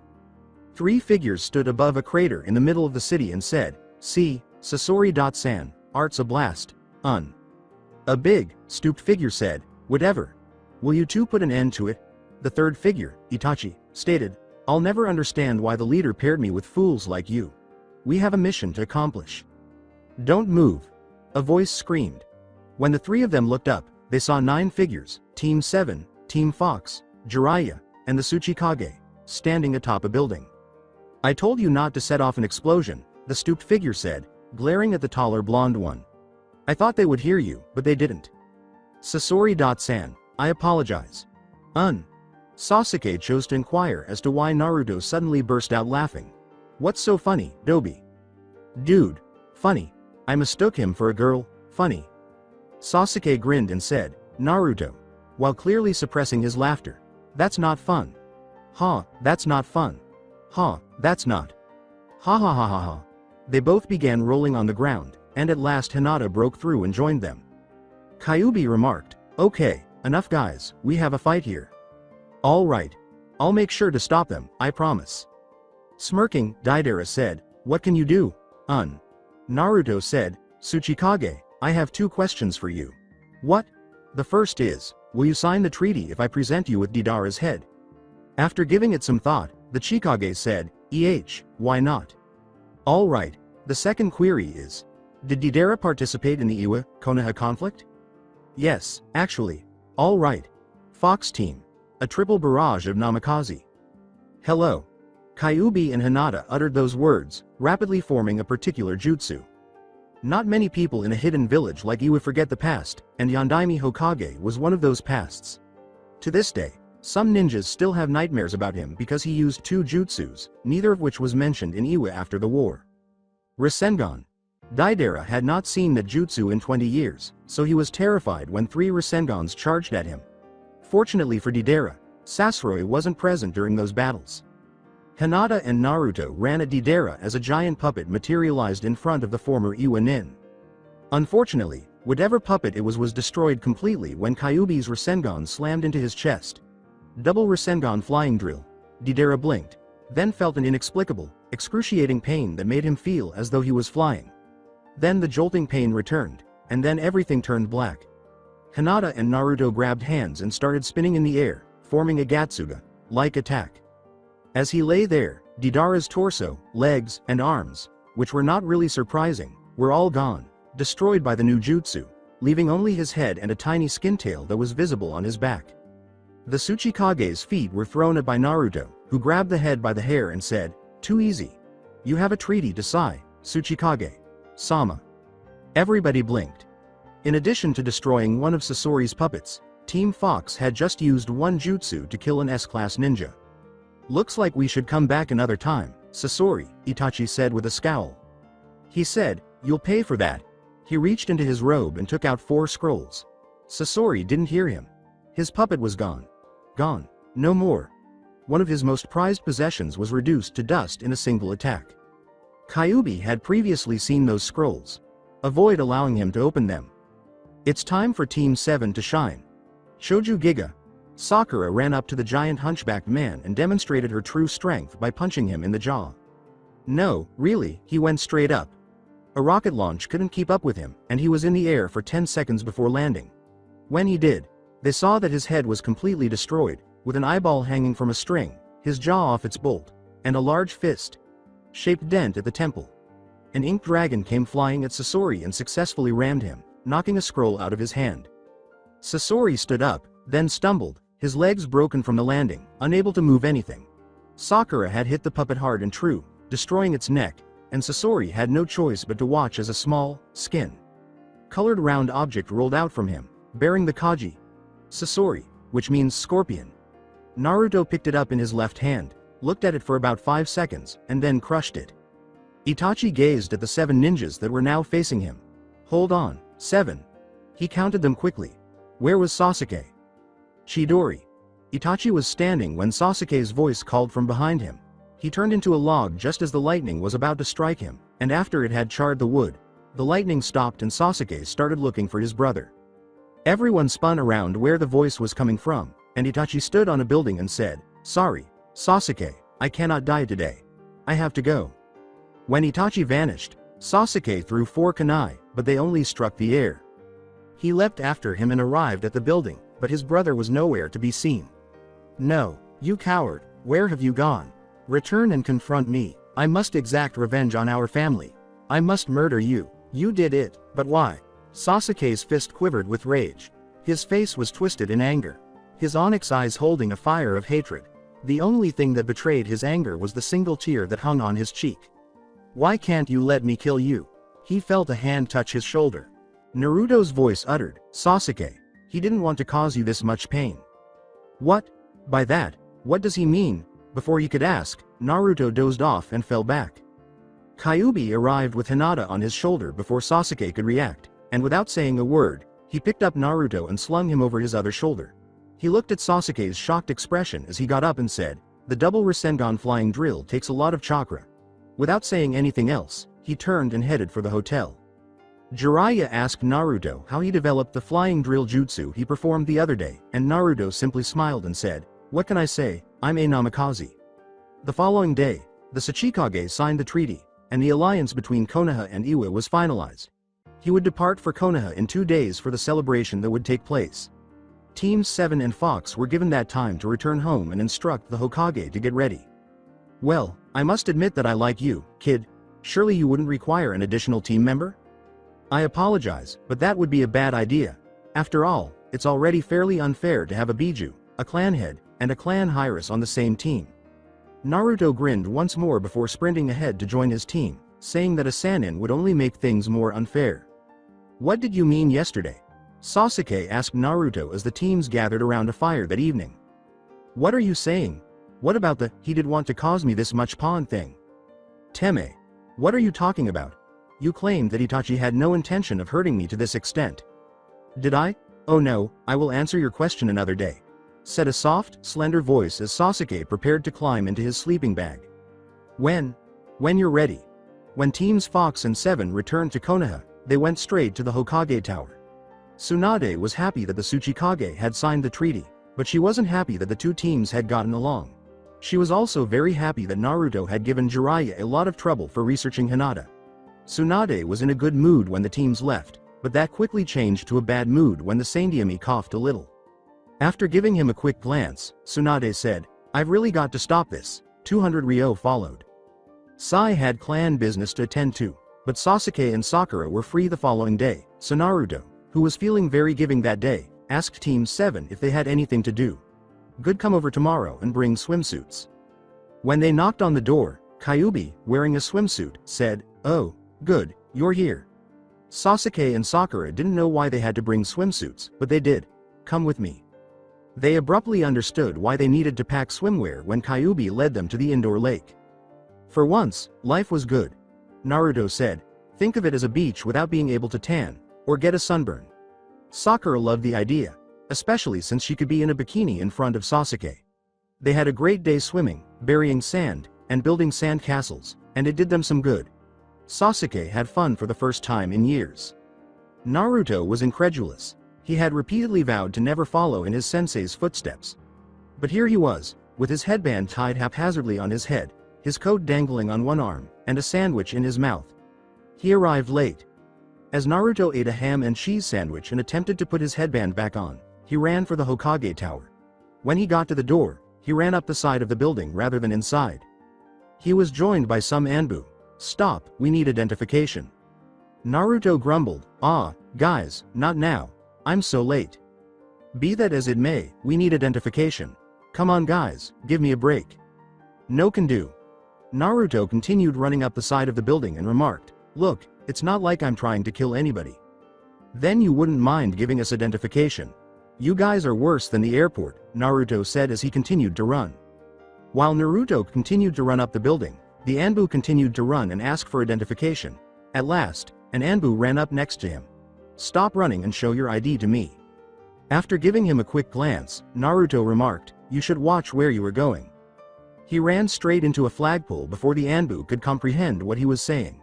Naruto arrived at the Hokage's office and exclaimed, "I'm here." As he leapt through the window, he said. He was glared at by the Godem Hokage, who said, "You're late." In a pathetic attempt to lift Tsunade's spirits, Naruto remarked, "Apparently Kakashi had a greater impact on my life than I thought." It didn't work. The mission, then? You and Team 10 are going as guards to the Kazekage. All right, so who actually got the job? A good friend of yours, Gaara, Sandame said. Wonderful. Tsunade said, "You leave in an hour." "Yes, ma'am." Before leaping out the window, Naruto uttered those words. "Are you guys prepared?" Kyuubi questioned the assembled teams. "Troublesome. I'll take that as a yes." The two teams then left, with the men walking in the front and Hinata and Ino chatting. Naruto said, "Hey, Shikamaru." "What is it, Naruto?" "How about carrying your kunai holster around on your arm?" Perked up, Shikamaru asked, "Why would I do that?" "It's when you use your shadow techniques, you can grab a weapon that won't be there for the enemy, so you'd be armed, and he won't be." That might work, Shikamaru thought for a moment. It would also work vice versa. You could stab yourself with a kunai that wasn't there, while the other guy killed himself. Sighing, Kyuubi said, "There they go, sharing theories already." "Well, isn't that to be expected?" "I mean, they're geniuses," Choji inquired. "They are, indeed. It's probably for the best." Kyuubi. "Sama, I have some questions for you." "Go ahead and tell me about them." "I understand that you were forced to attack Konoha because of Madara Uchiha's Sharingan, but I don't understand why he would have a grudge against Konoha." "Well, you see, for a question like that, we must go back several generations to the founding of Konoha. They arrived at the desert, which was announced by the abrupt end of the trees and the even more abrupt sandy road that seemed to go on for miles. Naruto pulled out a scroll, and 6 canteens appeared from it. He gave one to everyone, with the exception of Kyuubi, who didn't need it, and then he said that they should cross in 2 days. Team 10 gave him a crazy look. 2 days? More like we'd get lost in 2 days, Asuma inquired. Asuma.san, said Hinata, Naruto knows exactly what he's talking about. Biting his thumb, Naruto said, Kachiyose no Jutsu. A massive 8-tailed fox suddenly materialized, and Team 10 was astounded by its enormous size. It spoke in a feminine voice, saying, Kyuubi. Sama, Naruto. Sama, Hinata. Sama, I'm here to do your bidding. How often must I remind you not to suck up? Kyuubi inquired of the kitsune. With an innocent smile, the giant fox said, I don't know what you're talking about, Kyuubi, Sama.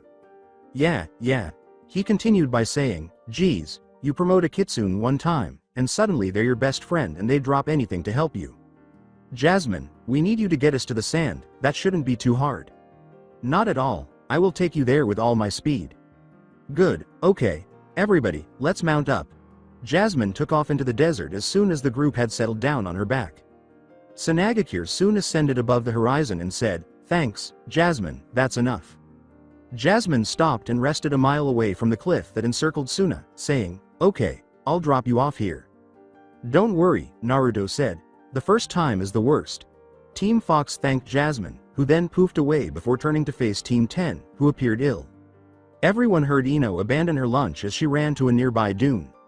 As soon as the two teams entered Tsunagakure, a red-haired boy appeared to welcome them, saying, Naruto. He walked over and gave the boy a hug, saying, it's been too long. The blonde answered, Gaara, long time no see, buddy. How is the situation in Konoha now? Oh, the usual, but look at you, Kazekage, you know. Oh, it's nothing really, nothing, okay, it's a little something. Oh, Gaara, before I forget, this is my team, you've already met Kyuubi. The kitsune said, yo.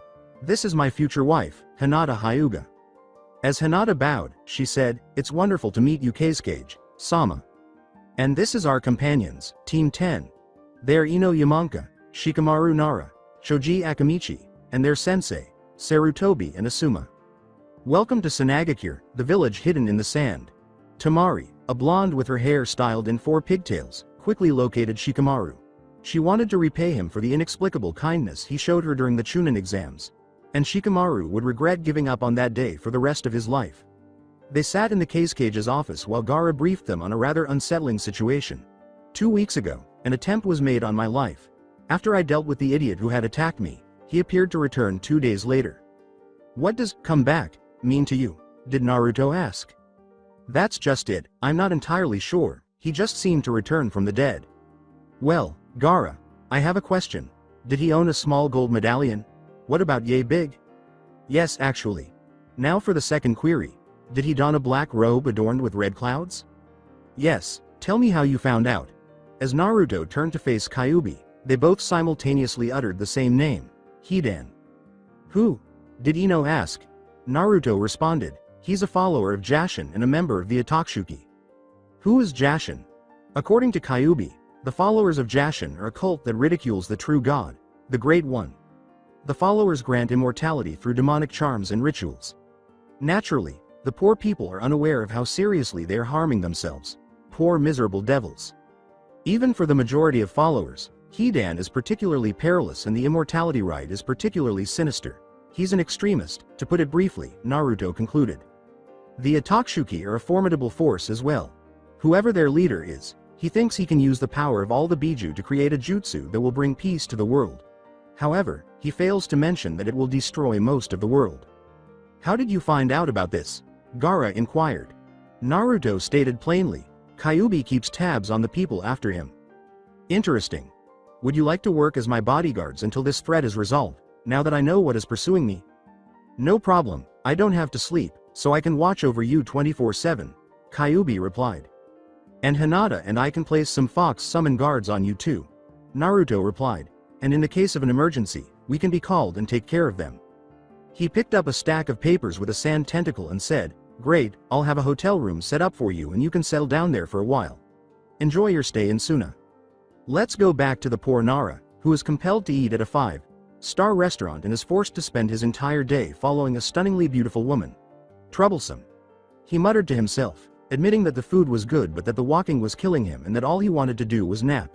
Unfortunately for him, Temari's history lesson was dull, which only made him want to doze off more. This is where the first Kazekage declared Suna a hidden village. It was the year 723. Z's. Temari looked at Shikamaru and almost slapped him awake, but fortunately she chose to gently wake him up and ask if he was tired because it had been a long and tiring journey from Konoha. Hey, are you tired? Yes, actually. My brother most likely has a hotel room reserved for you too. We can continue this another day if you want to go there. That would not be troublesome. Before leaving to find his teammates, Temari took him to the hotel, showed him to his room, and made sure he was sound asleep. They likely knew what he enjoyed the most, which would likely brighten his day. After learning that Shikamaru's favorite activity was sleeping, Temari went to his room, wrote a note that read, Here's the rest of our day, enjoy your sleep. Shikamaru thought it was great that a girl would let him sleep for a full day, and he decided that he should at least try to be interested. The rest of our group was extremely bored, and Hidan had not made any more moves since Gaara called. Naruto did make a bet, if I say I give up, he'll be here. A week passed slowly. You say that, but why? Hinata inquired. Murphy's Law, my dear, Murphy's Law. Well, then I give up. Then an alarm went off. We should have given up days ago, Naruto said with a simple smile. Gaara noticed the red scythe. Like blades digging into the sand dome. He knew that Hidan was getting ready to swing a chakra. Enhanced blow at the weak spot as the blade dug into the dome, but it never happened. That's new. What's he up to? The fox blade had the scythe locked in its swing, never to hit its target, so Gaara hastily prepared an eye of sand and sent it outside to investigate. Please leave a message as the Kazekage is not available at this time. On time for once Axel, I'm impressed. Unfortunately, Axel is owned by Disney and Square Enix, not me. A 7-tailed fox with 2 round weapons rammed Hidan before he could say anything, much less attack. In response, Axel said, You're just jealous of my good looks. Yes, indeed. You are free to leave. Hidan got to his feet as Axel poofed away, saying, Boy, do you know who I am? The name, Jashin, was like a bad taste as Naruto spat it out. Yes, you're Hidan, the follower of Jashin. But do you know who I am? Why should I give a f? Come on, up and at him. Naruto grinned and slapped Hidan's face after ramming him and knocking him off his feet in an instant. A moment later, Hidan felt a dull pain on his cheek and a tiny trickle of blood. Hidan's face contorted in anger, and he began wildly swinging his scythe in the hopes of striking the cocky boy. Naruto chuckled, "If you think you can hit me by doing that, you may just as well cut off your own head. You obnoxious son of a b. Shut up. I have an answer to your question about why you should care who I am." Naruto grinned. With a smile, Naruto said, "Fear of the forest technique. Fear of the fox blade no jutsu." His sword glowed a bright white light. Stage 1, Lightning. Hidan's feet were trapped in stone boots as a lightning bolt blasted the scythe blade out of his hand. Stage 2, Earth. Stage 3, Grass. Hidan's arms were immobilized by 2 vines that encircled them. Stage 4, Water. Naruto's sword was encased in ice. The boots and the vines were reinforced when he swung it, causing it to land as a puddle at his feet in the base of the vines. It then froze. Miniature tornadoes encircled Naruto's feet during Stage 5, Wind. "There's one way to kill an immortal like you. Do you know what it is?" Naruto asked, glaring directly at Hidan. Hidan must have been bluffing because he began to stare at him blankly. Stage 6, Fire. Flames encircled Naruto's blade, reduced them to ash. With the help of the tornadoes at his feet, Naruto was suddenly a blur, flying at a speed that would have astounded any kitsune. The ashes were quickly dispersed throughout the area by those same tornadoes. "That's why you should care who I am." The other group was shocked. I retract that. They were utterly amazed. Kyuubi and Hinata sitting in lawn chairs suddenly didn't seem strange. As she worked on her tan, Hinata remarked, "I told you he had it handled." Asuma was stunned. Complete shock. Before his heart began beating again, he was dead for 3 seconds. He was unable to speak at all. Shikamaru surveyed the area. "You woke me up to watch a light show? Troublesome. I'm going back to bed." He was not heard by Choji or Ino. They, along with 2 other invisible onlookers, simply stared. His partner stood, onyx eyes watching him as a masked man paced back and forth. The masked man said, "He killed Hidan. I can't believe it." "He is Naruto Namikaze, you shouldn't expect any less," said the other, standing idly. "He's a 16-year-old boy, Itachi. He should even know the secret to killing a Jashin." "Kakuzu, you must relax, you won't live another day if you keep on worrying." "Why do you say that? Are you conspiring against us?" Itachi answered, "No, we just have a date tomorrow." Kakuzu appeared utterly perplexed until he turned around. Letters of Hidan's ashes were floating in the sky. They read, "Tonight, at the gate." Itachi said, "Naruto is expecting us." It was gloomy. Night always seemed to arrive at Suna's cliffs more quickly than anywhere else. Alongside Kyuubi and Hinata, Naruto stood, anticipating their victim.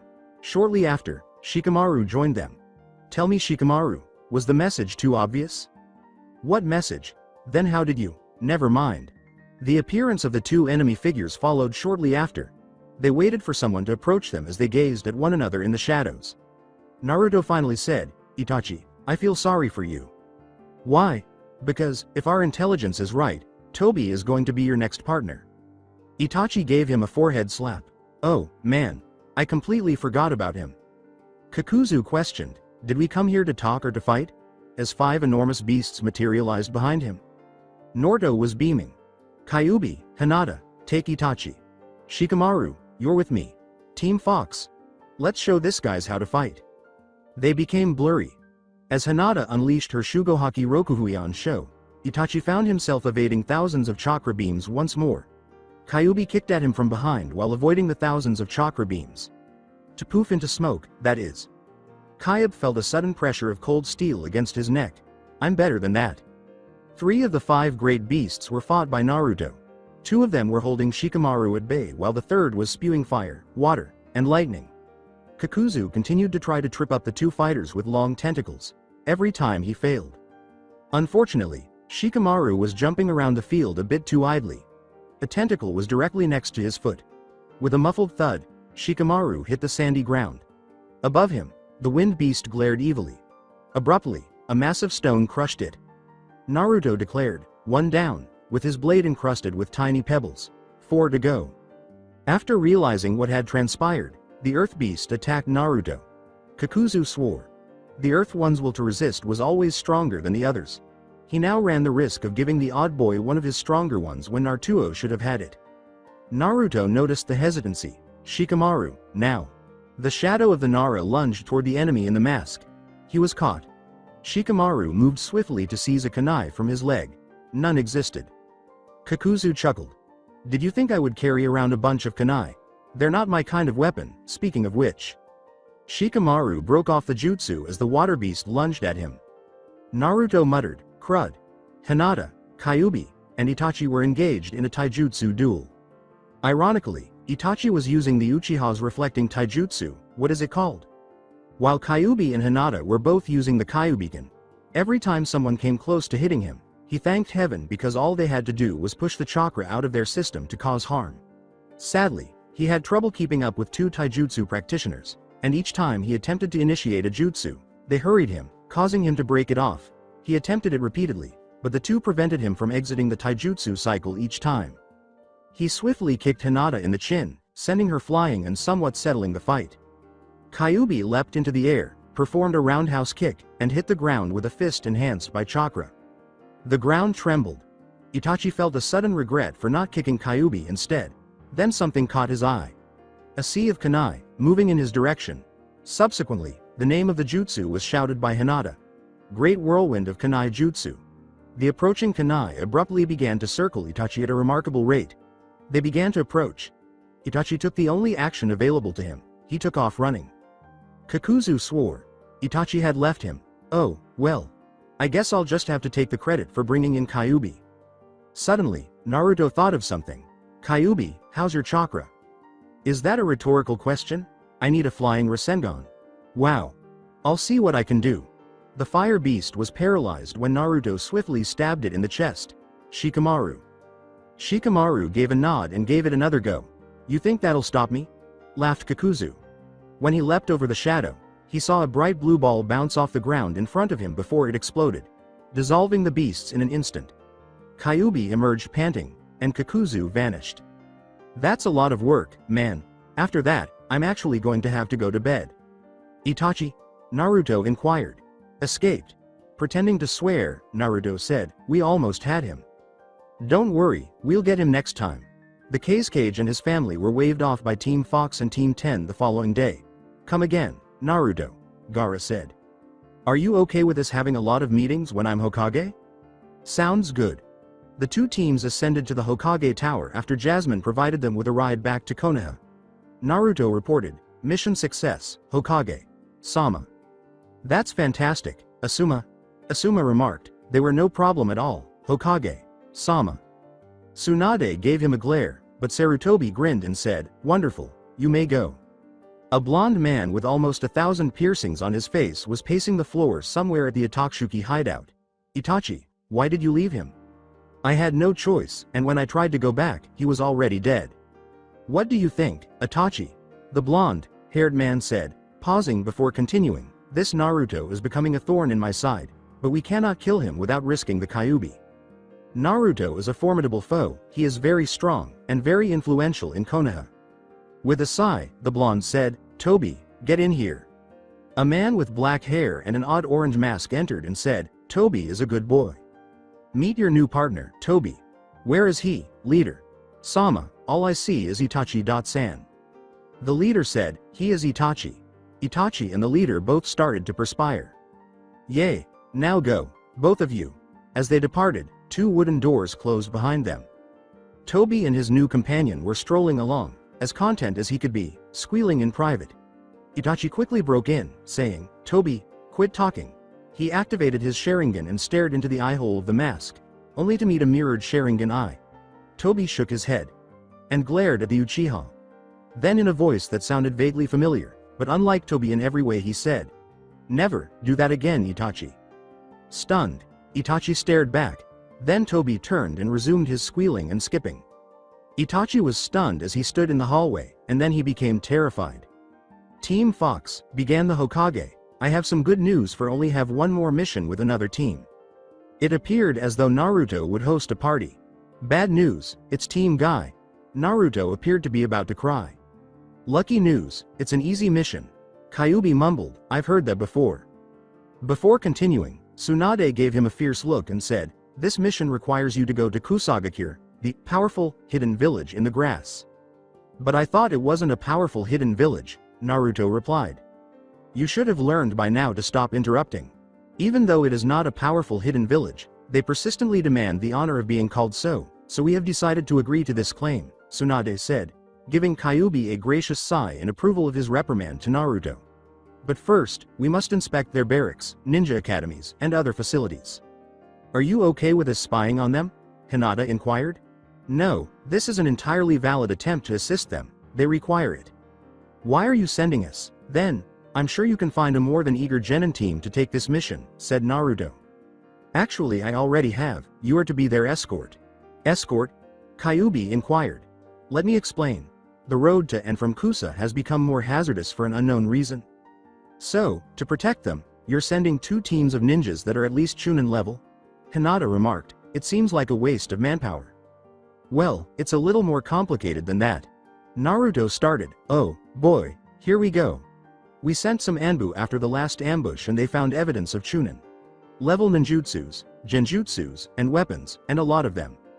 In other words, do you believe that these genin could be in danger? Yes. I'm out. What, with all due respect, Tsunade Sama, it's a waste of our abilities. Even if you're just testing our ability to work with other teams, it's a waste. I thought you might say that, which is why I made sure that the team I hired for this mission is Team 22. Tsunade said after giving him a long, intense look. Why does that sound familiar, number 22, or better known as? Oh no, it can't be. Team Konohamaru, quiet. I hate you, Tsunade Sama. Hinata was enjoying Naruto's company, but not as much as the blue and green beasts of Konoha, while Naruto was strolling alongside Team Guy and Team Konohamaru, enjoying the sight of Konohamaru's attempts to impress the not. Too easily impressed Neji. Hey Lee, my young pupil. Take a look at Hinata, Sama and Naruto, sans young love. My sensei, I see it, it's very youthful. I've been motivated to complete 10,000 laps around Konoha upon our return. Tenten and Neji were extremely embarrassed by their behavior. The 3 teams soon arrived in grass country, which they described as a very peaceful plain country that stretched for miles with mountains and forests in the distance. Many of the villagers were staring at Naruto, assuming they were unaware of it, but then they whispered in each other's ears, and word spread. Hey boss, said Konohamaru. Konohamaru, yes? What's up with everyone staring at us? Simple, my dad. What? Do you want to tell him? Naruto asked, turning to face Hinata, who was nestled in the bend of his arm. She answered, not really, I've had enough of history for a while. Q. How about you? I would prefer not to. Too many memories are brought back, he said. Neji started by saying, if you'll allow me, Naruto-san. Knock yourself out, Neji. The grass country is bordered by earth, fire, rain, and waterfall countries, Neji said, clearing his throat. The country has been invaded by the earth country in past ninja wars because it is situated between earth and fire. During the Second Shinobi War, many leaf ninjas fought alongside hidden grass to prevent earth from establishing a foothold near the fire country border. As a result, there were numerous skirmishes inside its boundaries. Naruto, San's father, Yondaime Hokage, attacked and murdered a large number of Iwa ninjas during that conflict. Yondaime was a hero of the war because of his 2 well-known jutsus, the Rasengan and the Hiraishin no Jutsu, which earned him the moniker Konoha's Yellow Flash. The Iwa ninjas were terrified of these jutsus. Therefore, it's likely that they're staring at Naruto's resemblance to his father. After clapping, Naruto continued, actually, I could have, but I'm too lazy to be rude. Excellent deduction, Neji, couldn't have said it better myself. Speaking, Kyuubi said, look, up ahead. They searched but found nothing. There was nothing to protect them because the area was covered in miles of grassland. Kanemaru remarked, I suppose this is where they get ambushed. He was glared at by the rest of his team. No, duh, genius, Moegi replied. So they set out into the plain, keeping an eye on their sides and backs for any indication of a potential ambush. Before long, Team Guy began to feel uneasy, but neither Team Fox nor the Genins did. Team Fox was confident in their skills, and the Genins were too excited to care. With a subtle gesture toward the rock in front of her, Hinata activated her Byakugan and said, 3 meters to the left, 2 to the left, 6 behind, and one of them is behind that rock. Thank you, my angle. Naruto then muttered to the other teams, I'll take any that try to escape. Neji, you. and Hinata take the back, Tenten, up front with the genin, and Ebisu, Guy, and Lee, to the left and right, respectively. Everybody gave a nod of agreement. Being as still as they could, they moved toward the rock. Hold it right there, a ninja said as he abruptly leapt in front of them. The 3 other nins appeared out of nowhere. They all wore Kumo headbands. They were missing nin, though, as the symbol on their headband was crossed out. Naruto exclaimed, "Very interesting," before shouting, "Attack," at the top of his lungs. When the group dispersed, Neji and Hinata both hurried to the rear and got into a lethal taijutsu duel with a kunoichi. Guy from the left and Lee from the right both started to beat that one hard. Suddenly, the person in front of her was staring at a very irate kunoichi brandishing a large sword. Not to mention their sensei and genin. He decided it would be wise to withdraw when he saw his men hit the ground. A foot smacked him across the face as he turned. In case he chose to back off, Naruto had approached from behind and gave him a forceful kick. After being launched over the entire group and landing in the dust, the poor man saw 2 Hyuga with lethal Byakugan glares. He started to flee for his life.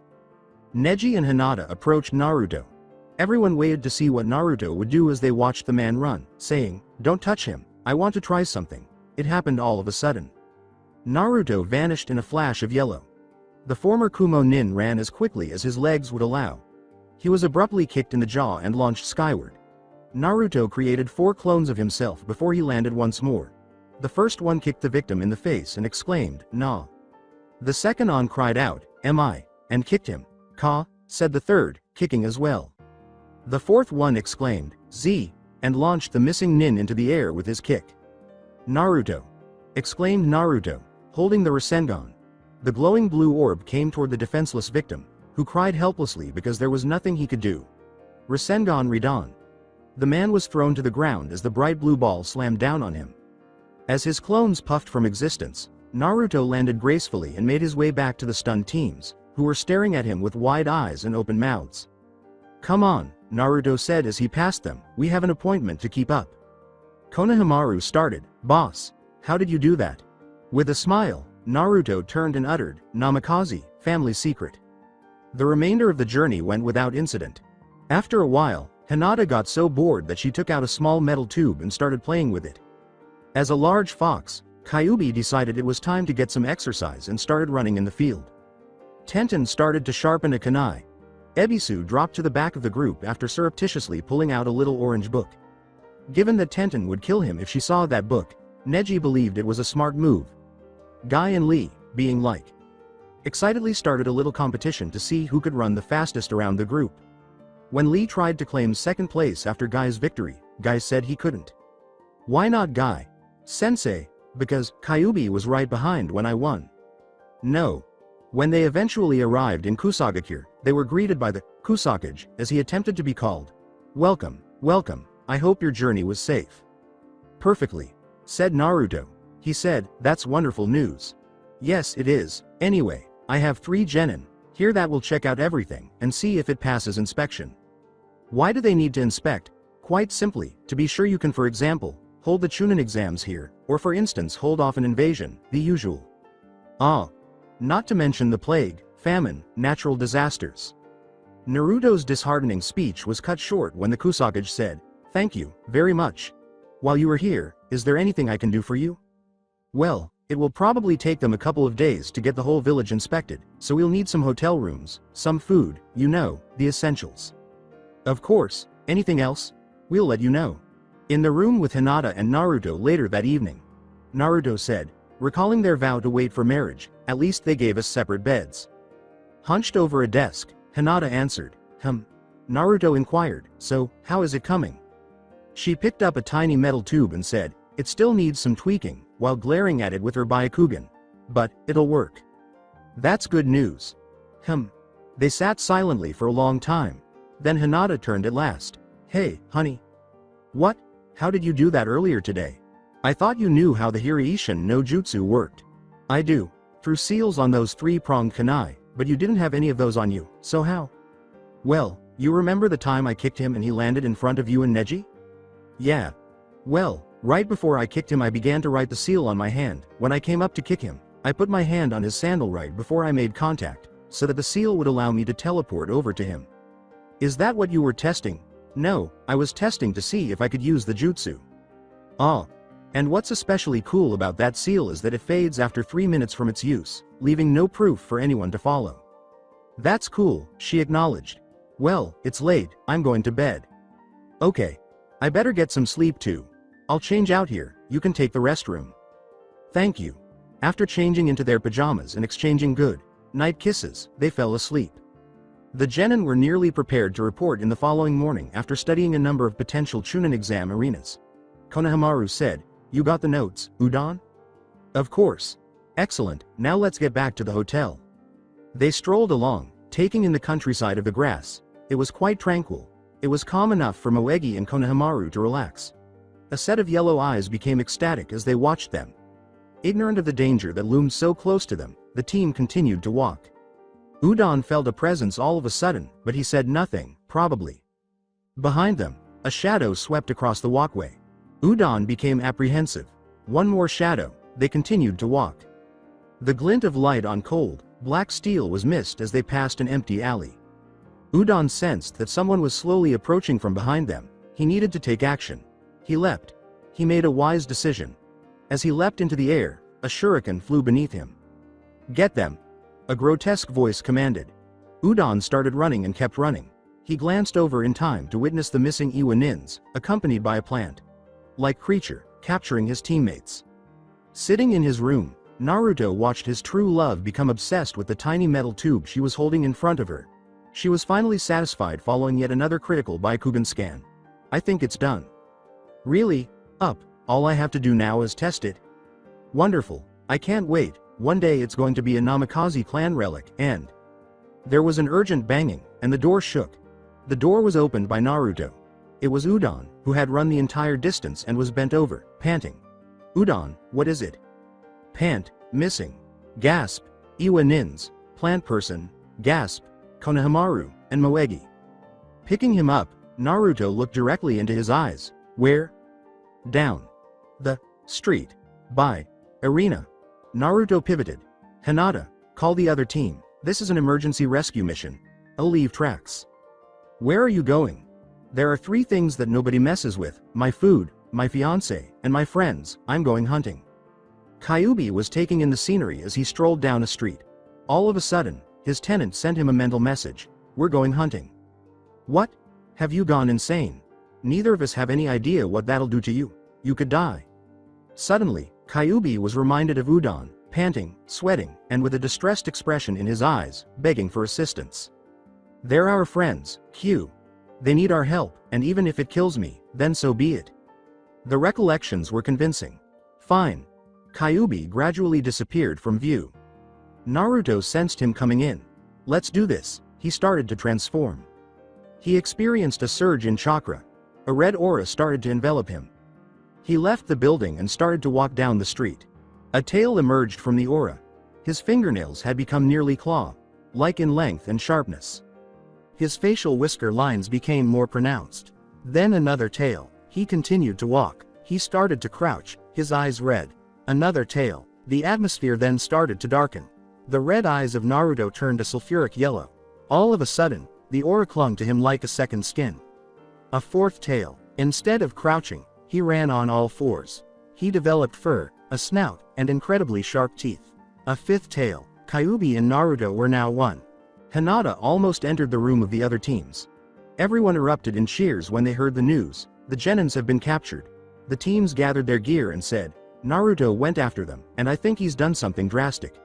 Naruto's drastic action did not bode well. They were pursuing the scent. It had not gone bad. Track them down, rescue them, and murder anyone attempting to thwart them. They made a mark on the ground with their claws that was fairly easy to follow. Hinata and Team Guy were hurled from the structure. Tenten questioned, "How do we know where they went?" Naruto said he'd leave us tracks. Lee questioned, "What does that mean?" Neji pointed to the ground ahead and remarked, "I think it means this." As the team assembled, they noticed 4 lengthy ditches in the ground at Neji's feet, which appeared to have been scratched there by a hideous animal.